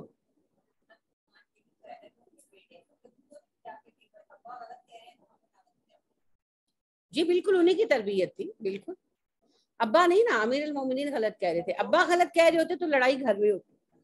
مسئلہ امیر المومنین کے ساتھ تھا. عمر کا فیصلہ بحیثیت امیر المومنین تھا, تو انہوں نے پیسے تو امیر المومنین کو دے دیے, مگر پھر امیر المومنین کے اگینسٹ کیس عدالت میں جا کر کیا. تو یہ فرقان کے لیولز ہیں جی. صحیح صحیح نظر آنے لگتا ہے اور باطل باطل نظر آنے لگتا ہے. تو یہ کیفیت بڑی غنیمت, اور خاص طور پر آج کے دور میں, جبکہ فیشن یہ ہے کہ ہماری طرف سب صحیح ہے اور دوسرے کے سارے کام غلط ہے. فیشن ہی یہ چلا ہوا ہے نا. جو لیڈرز ہیں سیاسی وہ بھی یہی کر رہے ہیں, عالم ہے تو ان کا بھی یہی ہے, ہمارے فرقے کا سب صحیح ہے, دوسرے کے فرقے کا سب غلط ہے. اور جو ایکٹرز ہیں تو وہ تو ویسے ہی نہ کسی شمار قطار میں, غلط صحیح کی وہاں کوئی تقسیم ہی نہیں ہے. تو لہٰذا جو بھی با اثر لوگ ہیں, جو معاشرے کو انفلوئنس کرنے والے ہیں, ان سب کا یہ ہے کہ ہم صحیح اور باقی غلط. اس صورتحال کے اندر آپ کے دل کو اللہ صحیح اور غلط میں تفریق کرنے کی توفیق دے دے, یہ سب سے بڑا پیمانہ ہے. کیونکہ نبی کریم صلی اللہ علیہ وسلم سے معاذ رضی اللہ تعالیٰ عنہ نے کوشچن کیا کہ اللہ کے نبی صلی اللہ علیہ وسلم اگر کسی معاملے میں سمجھنا مجھے آ رہی ہو کہ صحیح ہے یا غلط, تو میں کیسے فیصلہ کروں؟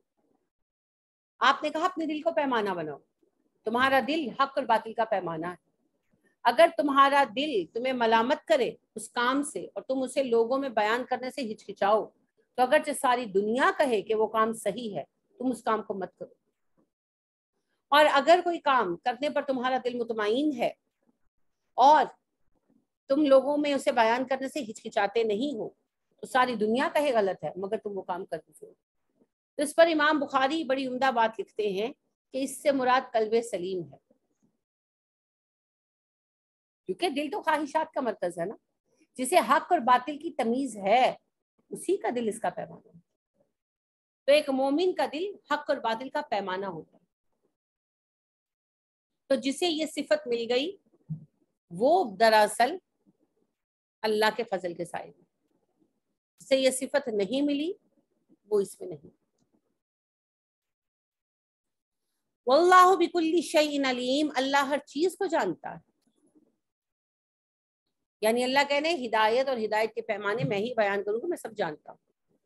وَأَطِیعُوا اللَّهَ وَأَطِیعُوا الرَّسُولَ, اطاعت کرو اللہ کی, اطاعت کرو رسول کی. فَإِن تَوَلَّیْتُمْ, پھر اگر تم منہ موڑ لو گے, فَإِنَّمَا, تو بے شک عَلیٰ رَسُولِنَا, ہمارے رسول کے ذمہ ہے, البلاغ المبین, کھلا پیغام دینا.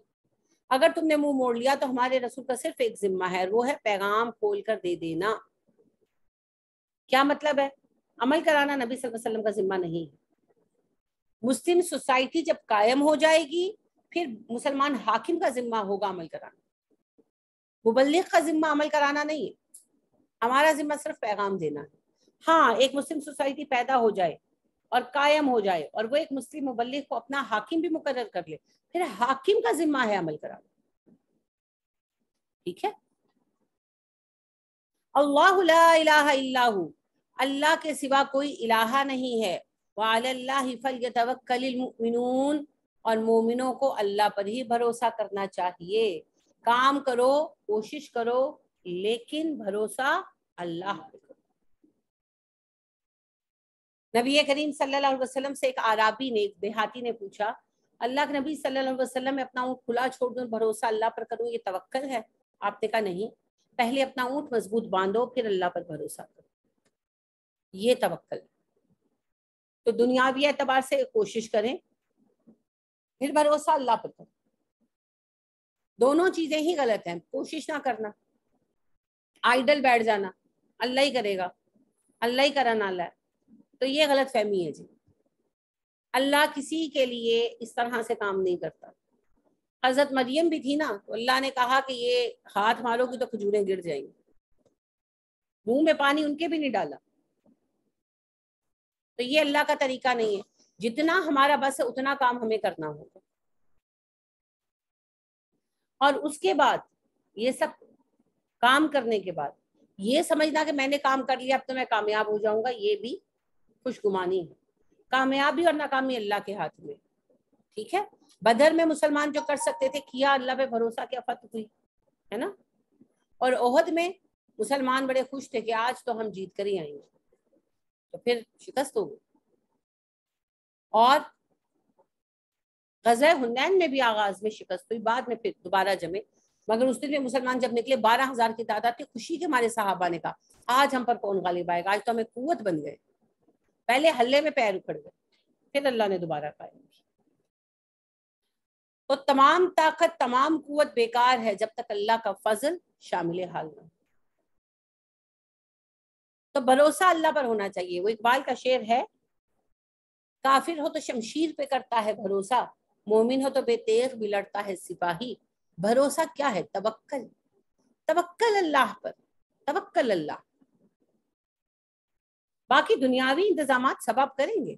آپ کے رب نے حکم دیا آپ کو اپنے جنگی ہتھیار تیار رکھو, اپنے گھوڑے تیار رکھو, اپنے اور میرے دشمنوں پر روک قائم رکھنے کی. تو دنیاوی اعتبار سے کام کریں گے آپ.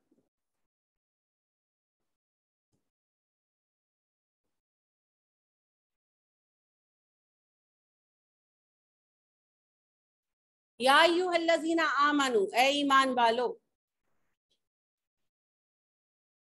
ایک منٹ واپس آتے, فلیتوکل المؤمنون پر. اب آپ دیکھیے جو سورہ توبہ کی آخری آیت ہے, حسبی اللہ لا الہ الا هو علیہ توکلت وہو رب العرش العظیم. نبی صلی اللہ علیہ وسلم نے فرمایا نا, جو 7 مرتبہ صبح 7 مرتبہ شام پڑھے اس کے لیے کافی ہے. تو کیا ہے یہ دعا؟ کیا ہے؟ توکل ہے. میرا توکل اللہ پر ہے, مجھے اللہ کافی ہے. اور جو ایک دعا ہے, بڑی محبوب دعا ہے میری, کہ آپ صلی اللہ علیہ وسلم مدینہ کے بازار سے گزرے, ایک صحابی کو دیکھا کہ پریشان حال بیٹھے تھے. تو آپ نے کہا کیا ہوا آپ کو؟ تو کہنے لگے اللہ کے نبی میں بیمار بھی ہوں اور میرے پاس پیسے بھی نہیں. تو آپ صلی اللہ علیہ وسلم نے فرمایا میں آپ کو وہ الفاظ سکھاؤں جن کو پڑھنے سے اللہ آپ کو رزق بھی دے اور صحت بھی.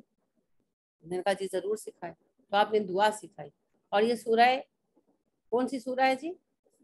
بنی اسرائیل. میں پہلے بھی آپ کو بتا چکی, بار بار بتا چکی کہ بنی اسرائیل کی آخری آیت ہے, صرف اس کے شروع کے چند الفاظ چینج. توکلت علی الحی الذی لا یموت, یہ الفاظ چینج ہے, آگے سے پوری آخری آیت ہے. توکلت علی الحی الذی لا یموت الحمد للہ الذی لم یتخذ ولدا ولم یکن له شریک فی الملک ولم یکن له ولی من الذل وکبرہ تکبیرا. بہت خوبصورت دعا, بہت خوبصورت دعا. اور ایک اور بہترین خوبصورت دعا ہے. نبی کریم صلی اللہ علیہ وسلم نے فرمایا جب ابراہیم علیہ السلام کو آگ میں ڈالا جا رہا تھا تو وہ پڑھ رہے تھے حسبنا اللہ ونعم الوکیل نعم المولا ونعم النصیر. تو یہ توکل بڑھانے والی دعائیں ہیں, ان کو پڑھا کریں اور بس اللہ پہ بھروسہ کریں, ہمیں اللہ کافی ہے. وَأُفَوِّضُ أَمْرِي إِلَى اللَّهِ إِنَّ اللَّهَ بَصِيرٌ بِالْعِبَادِ. بس اللہ کافی ہے, اللہ ہے نا بہت. یا ایھا الذین آمنوا, اے وہ لوگوں جو ایمان لا چکے ہو, ان بے شک من ازواجکم تمہاری بیویاں, و اولادکم تمہارے بچے, عدو لکم دشمن ہے تمہارے, فاحذروہم پس ان سے بچو. کیا مطلب ہے؟ دماغ استعمال کریں. اولادوں کے پیچھے, بیویوں کے پیچھے. آپ مجھے بتائیں جتنے بچے اپنی ماؤں کے بیٹے نافرمان ہیں, کس کے پیچھے لگ کر ہیں؟ بیویوں کے پیچھے لگ کر ہے نا. تو بڈھے ماں باپ کو چھوڑ کر چلے گئے یا گھروں سے نکال دیا, کیا جہنم نہیں کما لیا؟ نبی صلی اللہ علیہ وسلم نے کہا ہے, آپ جانتے ہیں نا کہ اللہ کے نبی صلی اللہ علیہ وسلم ممبر پر چڑھ رہے تھے اور آپ نے کہا کہ جبرائیل میرے پاس آئے اور انہوں نے مجھے کہا کہ جس کے ماں باپ دونوں یا ان میں سے ایک بوڑھا ہو اور وہ ان کی خدمت کر کے جنت نہ کما سکے, اس پر اللہ کی, رسول کی اور سب لعنت کرنے والوں کی لعنت. اور میں نے کہا آمین. دیکھیں میسج اللہ نے بھیجا, لے کر جبرائیل آئے, آمین. نبی صلی اللہ علیہ وسلم کہہ رہے ہیں باقی کیا بچا. تو اب جتنے بھی لڑکے ہیں آج اس وقت آپ دیکھ لیں اور پہلے بھی دیکھ لیں, جتنے بھی لڑکے اپنے ماں باپ کو چھوڑ کر چلے گئے یا اپنے ماں باپ کو گھروں سے نکال دیا, بیویوں کے شادیوں کے بعد ہی نکالا نا, بیویوں کے پیچھے ہی نکالا نا, تو پھر بیویاں دشمن ہوئی کہ نہیں ہوئی؟ بعض جگہ شوہر بھی ہوتے ہیں, لیکن زیادہ تر آپ کو پتہ ہے یہ مسائل عورتوں کے ہیں. میں خود عورت ہوں مگر یہ سچ ہے, کیونکہ مردوں کو یہ ہوتا ہے کہ تھوڑا بہت ملنا ہوتا ہے, عورتوں کو ڈیفینیٹلی فیملی کے ساتھ رہنا ہوتا ہے, تو زندگی میں انٹرفیئرنس تو ہوتی ہے, پازیٹیو ہو یا نیگیٹو ہو. اب ہماری اپنی مائیں کتنی ہی نیگیٹو انٹرفیئرنس کریں وہ ہم حق مانتے ہیں, لیکن ساس کی انٹرفیئرنس پازیٹیو بھی ہو تو ہم نہیں مانتے. تو یہ مسائل تو ہیں.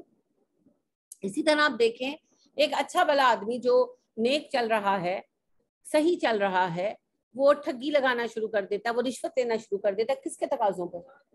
بیوی کے تقاضوں پر. اولاد تو بعد میں آتی ہے, بیوی کے تقاضوں پر. مجھے یہ چاہیے, اور یعنی کہ میں خود, میرا اپنا آبزرویشن ہے, میں کہوں گی میرا اپنا تجربہ ہے. فراڈ یہ بن جاتے ہیں بیویوں کے پیچھے کہ بیویاں وہ تنگ کرتی ہیں کہ ہمیں چاہیے ہی چاہیے.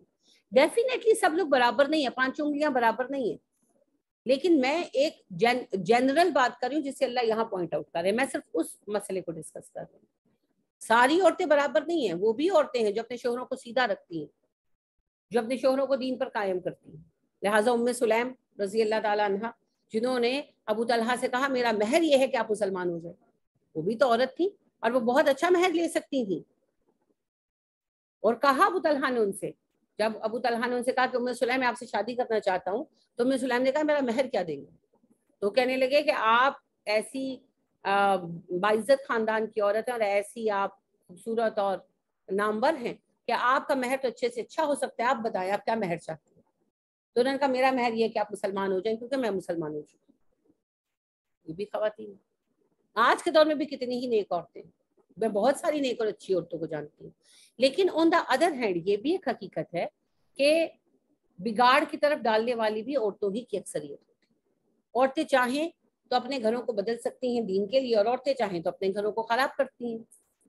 اس کے بعد پھر بچوں کی محبت میں پھر بندہ سارا کچھ کرتا ہے نا, کہ رشوتیں لیتے ہیں, جی بیٹی کی شادی ہے, بیٹے کا داخلہ کرانا ہے, فلانا کرانا ہے. اب مسئلہ کیا ہے, کل کو بیٹے دنیا میں بھی اگر کیس ہو جائے گا نا تو کہیں گے ہم سے پوچھ کر کیا تھا, ہم تو چھوٹے تھے, ابا نے جو کیا اپنی مرضی سے کیا. قیامت کے دن بھی وہ یہی کہیں گے اللہ جی ہم سے پوچھ کر تھوڑی کیا تھا, انہوں نے کیا, ان کو پوچھے. تو اولاد اور ماں باپ کا رشتہ اور میاں اور بیوی کا رشتہ سب سے اچھا بھی ہے اور سب سے خطرناک بھی. کسی بھی رشتے میں اوور ڈو نہیں کرنا چاہیے. دیکھیں باقی رشتوں میں ہم نارملی نہیں کرتے, اگر بہن آ کے مدد مانگتی ہے تو دے دیتے, نہیں ہوتا تو نہ کر دیتے. لیکن جب بچہ آ کر مانگتا ہے تو ہم نہ نہیں کرتے, نہیں کرنا چاہتے, اور اگر ہم نہ کریں تو ہم اسے اپنا فیلئر سمجھتے ہیں. اسی طرح سے اگر کوئی بھائی مدد مانگے, کوئی کزن مدد مانگے, ہوتا ہے دے دیتے, نہیں ہوتا نہ کر دیتے.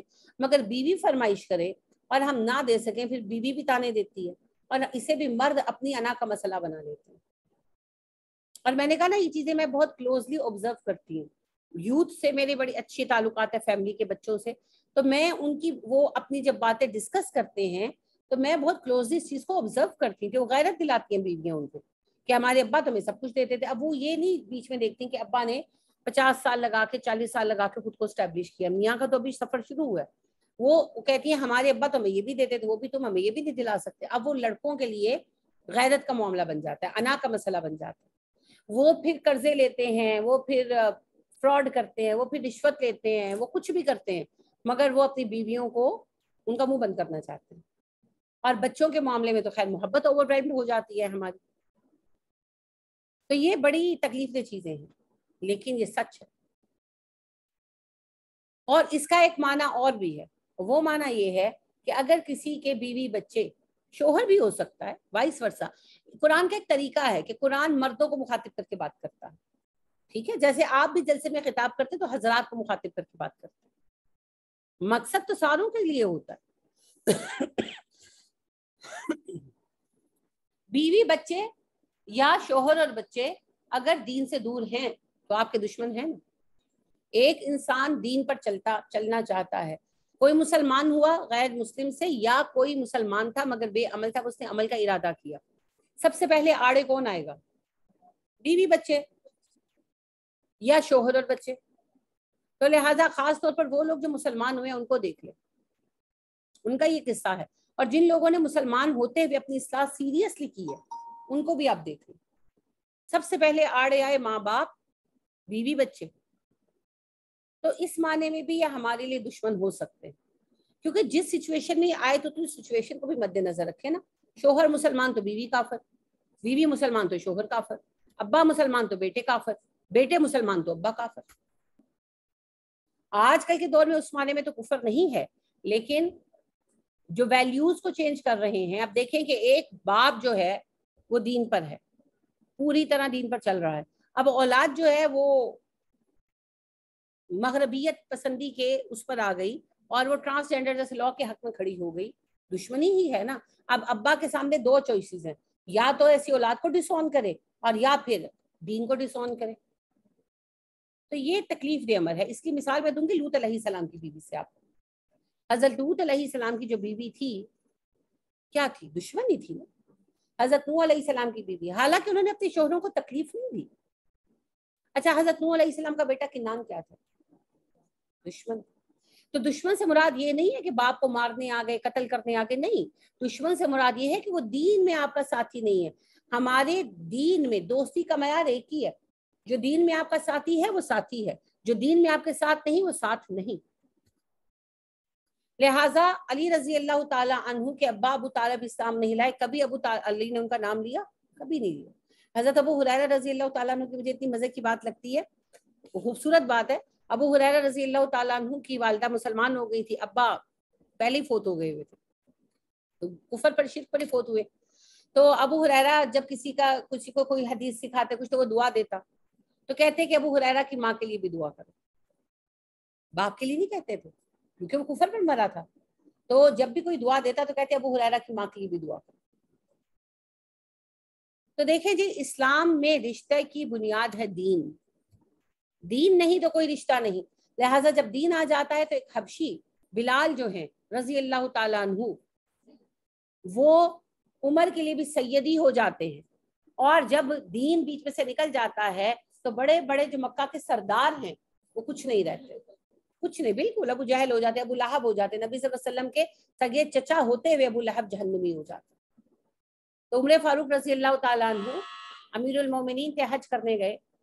وہاں پر یہ لوگ یعنی کہ حج سے فارغ ہوئے، خیمے میں بیٹھے ہوئے تھے، مینا میں بیٹھے ہوئے تھے. تو آئے سہیل بن عامر اور ابو سفیان رضی اللہ تعالیٰ عنہما، دونوں صحابی تھے. اب آئے ساتھ ایک دو سردار اور بھی تھے، تو عمر کے پاس بیٹھ گئے. اب اس کے بعد سینئر صحابہ آنا شروع ہوئے، انصار مہاجر.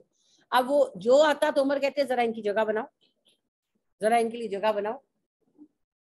ہوا یہ کہ کھسکتے کھسکتے خیمے کے دروازے تک پہنچ گئے، انٹرنس تک پہنچ گئے. برا لگا ان لوگوں کو، اٹھ کر باہر آ گئے. تو ابو سفیان نے کہا دیکھا عمر نے ہمارے ساتھ کیا کیا. تو سہیل بن عمر نے کہا ذمہ دار ہم ہی ہیں. جب قبولیت کا اولین وقت تھا تب ہم دشمن بنے رہے، لوگوں نے سبقت کر لی. اب عمر تو وہی کرتا ہے جو اللہ نے حکم دیا. سمجھ گیا کہ اسلام میں پرائیورٹی دین ہے. حالانکہ جو آ رہے تھے وہ عمر کے رشتہ دار نہیں تھے، یہ عمر کے رشتہ دار تھے، مگر اسلام میں رشتہ دین پر ہے بس. اور یہی تھوڑی ہے، اللہ پاک نے کہا نہیں تمہارے باپ اور بھائی اگر مشرک ہیں تو وہ بھی تمہارے دشمن ہیں. پڑھ آئے ہیں. تو لہٰذا اصل مسئلہ یہ ہے اولادیں اثاثہ ہیں. نیک بیوی، نبی صلی اللہ علیہ وسلم کا سب سے بڑا ساتھی کون ہے تحریک اسلامی میں؟ ایک نام پوچھا ہے میں نے، یہ نہیں کہا لسٹ بتا دیں، ان میں سے میں ایک چن لوں. حضرت خدیجہ رضی اللہ تعالیٰ عنہ سب سے بڑا ساتھی. حضرت خدیجہ رضی اللہ تعالیٰ عنہ سب سے ٹف ٹائم میں ساتھی تھی، اور ان جیسا ساتھی نہیں ملنا. اور نبی صلی اللہ علیہ وسلم خود بھی یہی کہتے ہیں.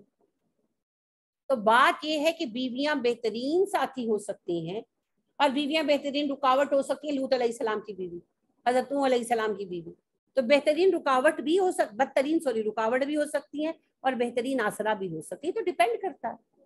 اسی طرح شوہر بھی بہترین ساتھی ہو سکتے ہیں جیسے خود نبی صلی اللہ علیہ وسلم ساتھی تھے. اور بدترین مثال فرعون. ٹھیک ہے نا. تو یہ دونوں طرف ہے، وائس ورسا ہے. البتہ مردوں کی سب سے بڑی آزمائش عورت ہے. اب چاہے یہ بات ہمیں بری لگے مگر ہے، کیونکہ نبی صلی اللہ علیہ وسلم نے فرمایا میں مردوں کے لیے روئے زمین پر جو سب سے بڑی آزمائش اپنی امت میں چھوڑ کر جا رہا ہوں وہ عورتیں. تو آپ دیکھ لیں عورتیں آزمائش نہیں بنی ہوئی، بند سور کے نکلتی ہیں اور دعوت نظارہ دیتی ہیں، اور پھر جب کچھ ہو جاتا ہے کوئی چھیڑ دیتا ہے کچھ بھی تو پھر بندے برے. بندے تو غلطی کرتے، میں ان کو ڈیفینڈ نہیں کر رہی، مگر تم بھی تو انہیں آزمائش میں ڈالتی ہو نا. یہ تو وہ حساب ہے، میرے گھر بلا ہے نا، اس کو منہ مارنے کی عادت ہے، اب میں برتن کھلا چھوڑ دوں تو قصور بلے کا ہے کہ میرا ہے؟ میرا ہے نا. تو بندوں کو تو منہ مارنے کی عادت ہے. اب آپ اپنا برتن کھلا چھوڑ کے نکلتے ہیں تو پھر قصور والا آپ ہیں. لہٰذا یہ غلط سوچ ہے. ابھی ایک ٹیم گئی ہوئی تھی کوہ سلیمان بھی, آپ کو دلچسپ بات بتاتی ہوں. تو وہ لوگ ویسے تو خیر شلوار قمیض ہی پہن گئے, پر دوپٹے شپٹے بس گلے میں ڈالے نکل گئے, بال کٹے ہوئے. تو وہ کہنے لگی, مجھے اپنا ایکسپیرینس بتانے لگی, یہ کہتی ہے ہم گزر رہے تھے تو ایک بندہ نا بکریاں لے کر جا, تو کھڑا ہو کے میں دیکھنے لگا, غور سے گھورنے لگا. تو کہتی ہے ہم نے اس سے کہا کہ, کہتی میں نے اس کو کہا کہ تم نے اللہ کا حکم نہیں پڑھا, نظریں نیچے رکھو. تو کہنے لگا پہلے تو اسے سر ٹکو پھر دوجے نے نصیحت کرنا. اس نے جواب صحیح دیا. دیکھیں اللہ پاک نے حکم دیا ہے نا, عام کیوں اللہ نے ہمیں کہا وقرن فی بیوتکن, گھروں میں ٹک کر بیٹھو, اور اگر نکلو تو ہیڈ ٹو ٹو کور کرو. یہی حکم ہے نا. تو ہم کچھ نہ کریں اور ہم چاہیں اگلا سارا, یہ ایسے بات ہے جیسے میں اپنے گھر کے کھڑکیاں دروازے سب کھلے چھوڑ دوں اور پھر میں کہوں چوری کیوں کی میرے گھر, ہے نا. یہ اس طرح نہیں ہوتا. لیکن ہم لوگ جو وہ کہتے ہیں جو چاہے آپ کا حسن کرشمہ ساز کرے, مردوں کو بھی نہیں چاہیے وہ. لیکن دیکھیں اس کے لیے پھر حضرت یوسف جیسا کردار چاہیے کہ مصر جیسے ملک میں, یعنی آپ سمجھو فرانس میں بیٹھے ہوئے ہیں اور وہاں پر وہ پیرس اور فرانس جیسی بےہودگی دیکھ رہے ہیں اور وہاں بھی نظریں جھکائی ہوئی ہیں, وہ تو یوسف جیسا کردار چاہیے. مگر یوسف جیسے بچے پیدا ہوتے ہیں پھر یعقوب جیسے باپوں اور ماؤں کے, جہاں اسلام پر تربیت ہوتی ہے. ہم مردوں کی تربیت بھی تو ہماری جیسی نکمی مائیں کر رہی ہیں نا, جو خود ٹی وی لگا کر, یعنی کہ میں نے یہ دیکھا فریکوینٹلی دیکھا ہے کہ ماؤں نے کام کرنے ٹی وی لگایا, بچہ بٹھایا, اٹھ کے چلے گئے. اب بچہ 4-5 گھنٹے فیڈر منہ میں لے کر وہ ٹی وی دیکھ رہا ہے, جو بھی چل رہا ہے, اماں کو پتہ ہی نہیں. اماں سارا کام کر کے آئی تو بچہ ٹی وی دیکھتے دیکھتے سو گیا. اس طریقے پر جو بچے جوان ہوئے ہیں, ان بچوں نے یوسف تو بننا نہیں. اس اعتبار سے ہمارے بچے پھر بہت نیک ہیں بیچارے. لیکن بات یہ ہے کہ تربیت بھی تو ہم نے نہیں نا کی, لڑکوں کی بھی. تو پھر اتنی بڑی آزمائش کیسے؟ تو ہمیں بہت آزمائش میں ہے جی. پچھلے دنوں ایک بچے نے بات کی مجھ سے, مجھے بیچ میں ڈالا اور مجھے اس کی بات بڑی پیاری لگی. ینگ بچہ ہے, 22-23 سال کا. تو اس کے پہلے تو اس نے اپنی والدہ سے کہا کہ میرا نکاح کرا دو. ظاہر بھی پڑھ رہا تھا, تو والدہ نے سال ایک پہلے نکاح کرا دیا. فیملی میں کچھ رشتہ سوچا ہوا تھا, نکاح کرا دیا. تو انہوں نے کہا جب آپ ایجوکیشن کمپلیٹ کر لیں گے پھر رخصتی کرائیں گے. تو وہ پھر کہنے لگا کچھ 1 ماہ پہلے سے کہ میری رخصتی کرا دے, رخصتی کرا دے. تو والدہ نہیں مان رہی تھی, والدین ذرا نہیں مان رہے تھے. تو میرے بچوں کے ساتھ میرے بڑے اچھے تعلقات ہیں, ینگسٹرس کے ساتھ. تو اس نے مجھے کہا کہ میری طرف آئیں, مجھے آپ سے کچھ کام ہے. تو میں گئی ہوئی تھی, میں ان کی طرف چلی گئی, میں نے کہا ہاں بتاؤ. تو وہ اپنی والدہ کو, والدہ ظاہر وہیں پہ تھی, تو کہنے لگا کہ امی نہیں مان رہی تو میری رخصتی, میں کہہ رہا ہوں کہ رخصتی کرا دینا میری بیگم کی. تو اس کی والدہ کہنے لگی ابھی دیکھو اس کی پڑھائی باقی ہے, یہ وہ ایسے. میں چپ کر گئی, مجھے فوری طور پر سمجھ نہیں آیا میں کیا کہوں.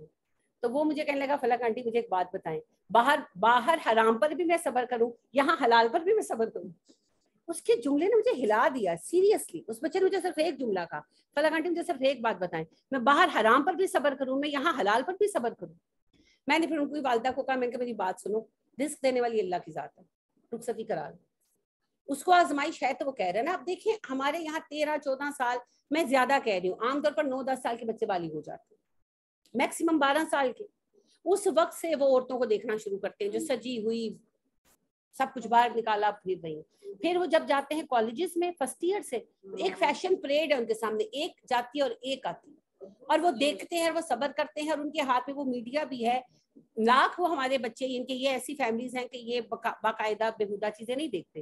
لیکن آپ دیکھیے ایک نارمل فلم, ایک کوئی کامیڈی کا وہ بھی ہے, تو اس میں بھی انہوں نے یہی بکواس ڈالی ہوئی ہے. تو وہ یہ سارا کچھ دیکھتے ہیں, صبر کرتے ہیں. اور 12 سال میں اگر وہ بچہ بالغ ہوا تو 22 سال کے بعد 10 سال سے وہ اپنے آپ کو روکے, اس کی بات تو جائز ہے. تو میں نے پھر ان سے کہا, میں نے کہا کہ نہیں, اب آپ کا بچہ جو اس کی فیلنگ ہے صاف کہہ رہا ہے, تو آپ اس کو آزمائش پہ نہ ڈالیں.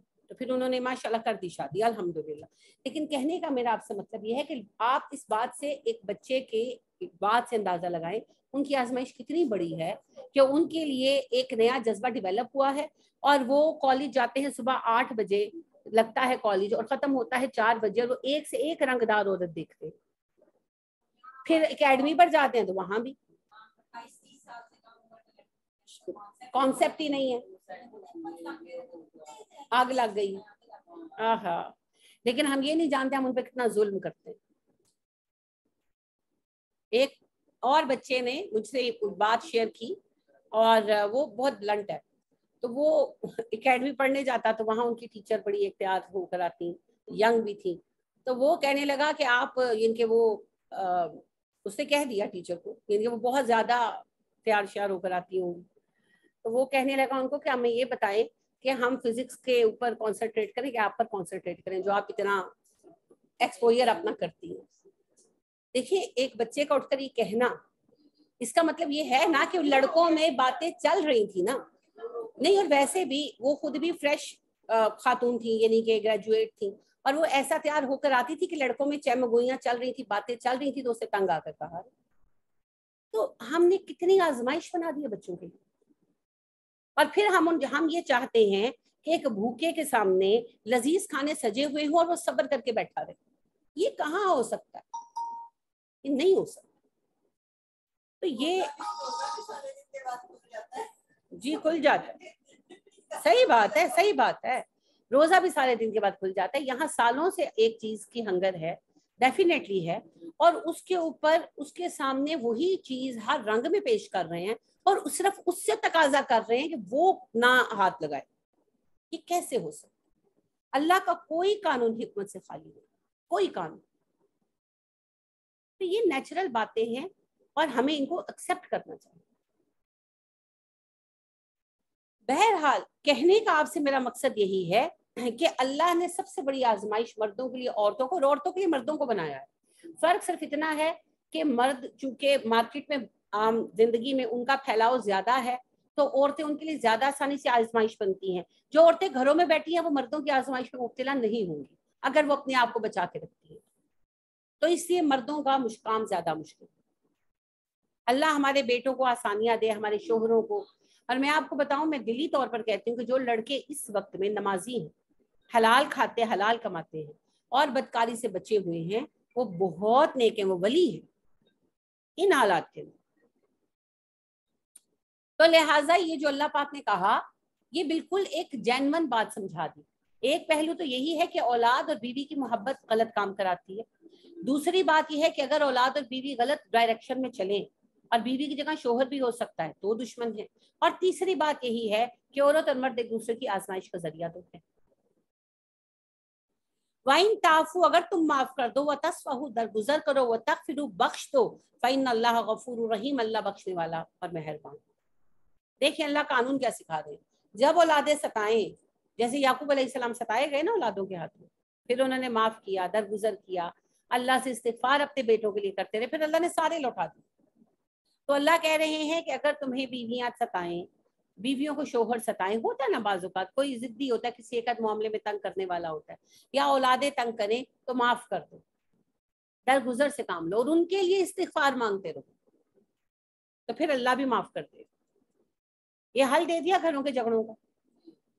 انما اموالکم و اولادکم فتنہ, تم سب کے مال, تمہاری اولادیں تمہارے لیے آزمائش ہیں. سب کے مال, سب کی اولادیں آزمائش ہیں جی, کسی ایک کی نہیں. کیسے ہے آزمائش؟ ان کی محبت ہمارے دلوں کے اندر بلٹ ان ہے نا, تو ہم چاہ کر بھی ان سے دامن نہیں چھڑا سکتے, اور محبت کچھ بھی کراتی ہے. واللہ عندہ اجر عظیم, اجر عظیم تو اللہ کے پاس ہے. یعنی اولادیں آزمائش کے لیے دی گئی ہیں, یہ اجر نہیں ہے. یہ اجر بھی ہو سکتی ہیں اور سزا بھی. یہ تو وقت بتائے گا. ہمارے لیے صدقہ جاریہ بنتی ہیں, ثواب جاریہ کہ عذاب جاریہ, ہم نے کیا بنایا ہے انہیں, یہ تو وقت بتائے گا.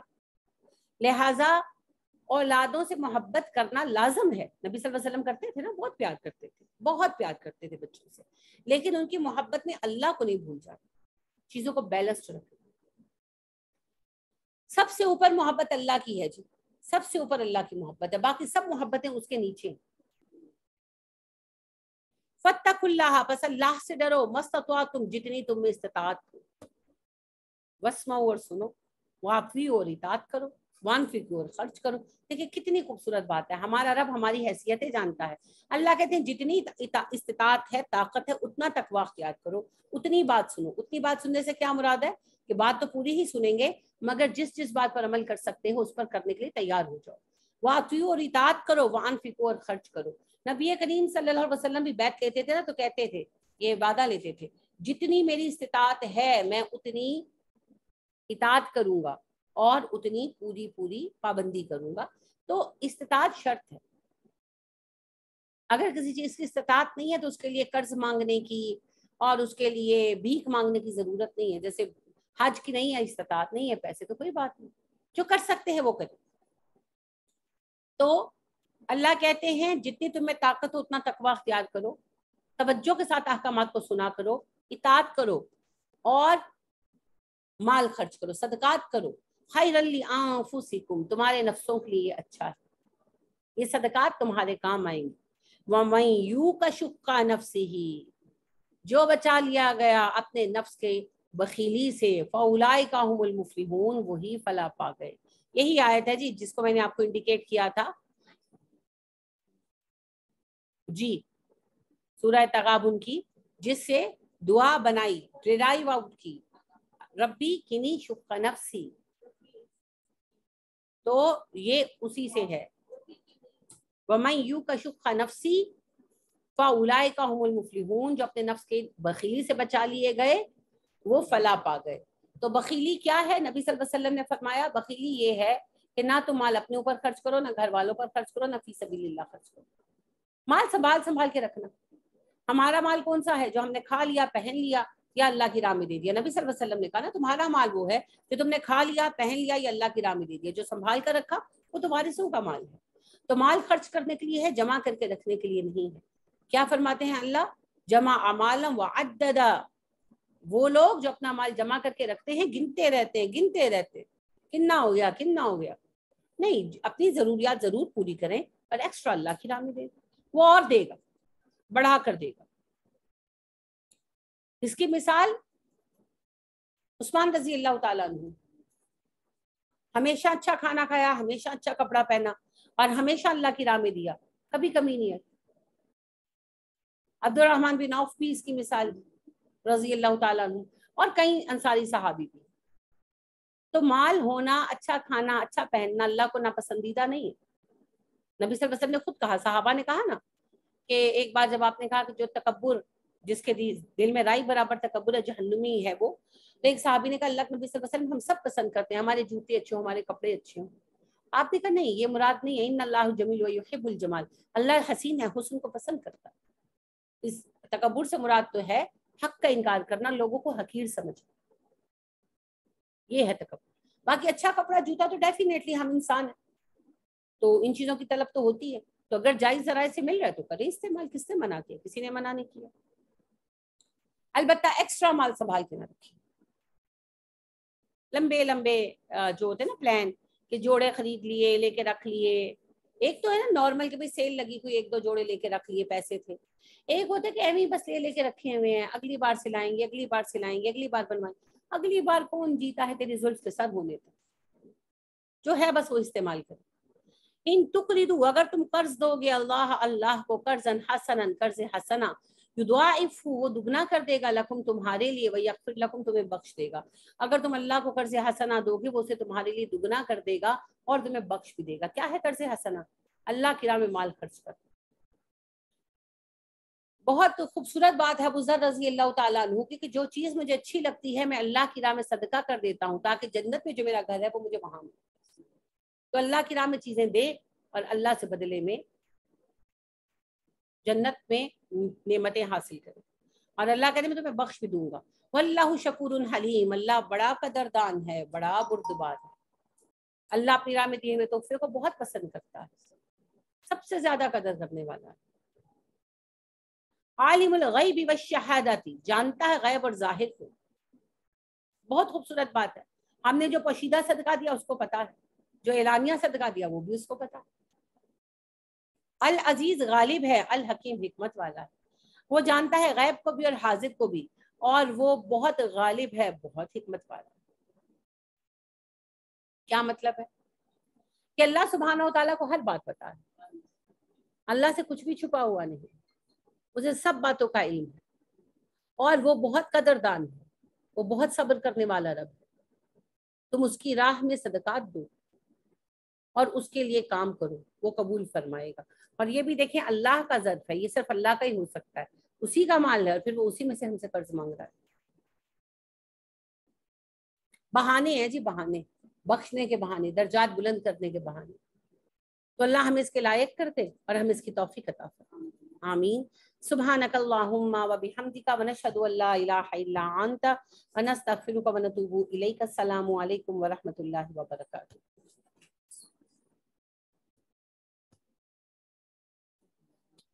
وہ لگانا، وہ لگا نہیں ہوا، یہ نہیں لگا ہوا۔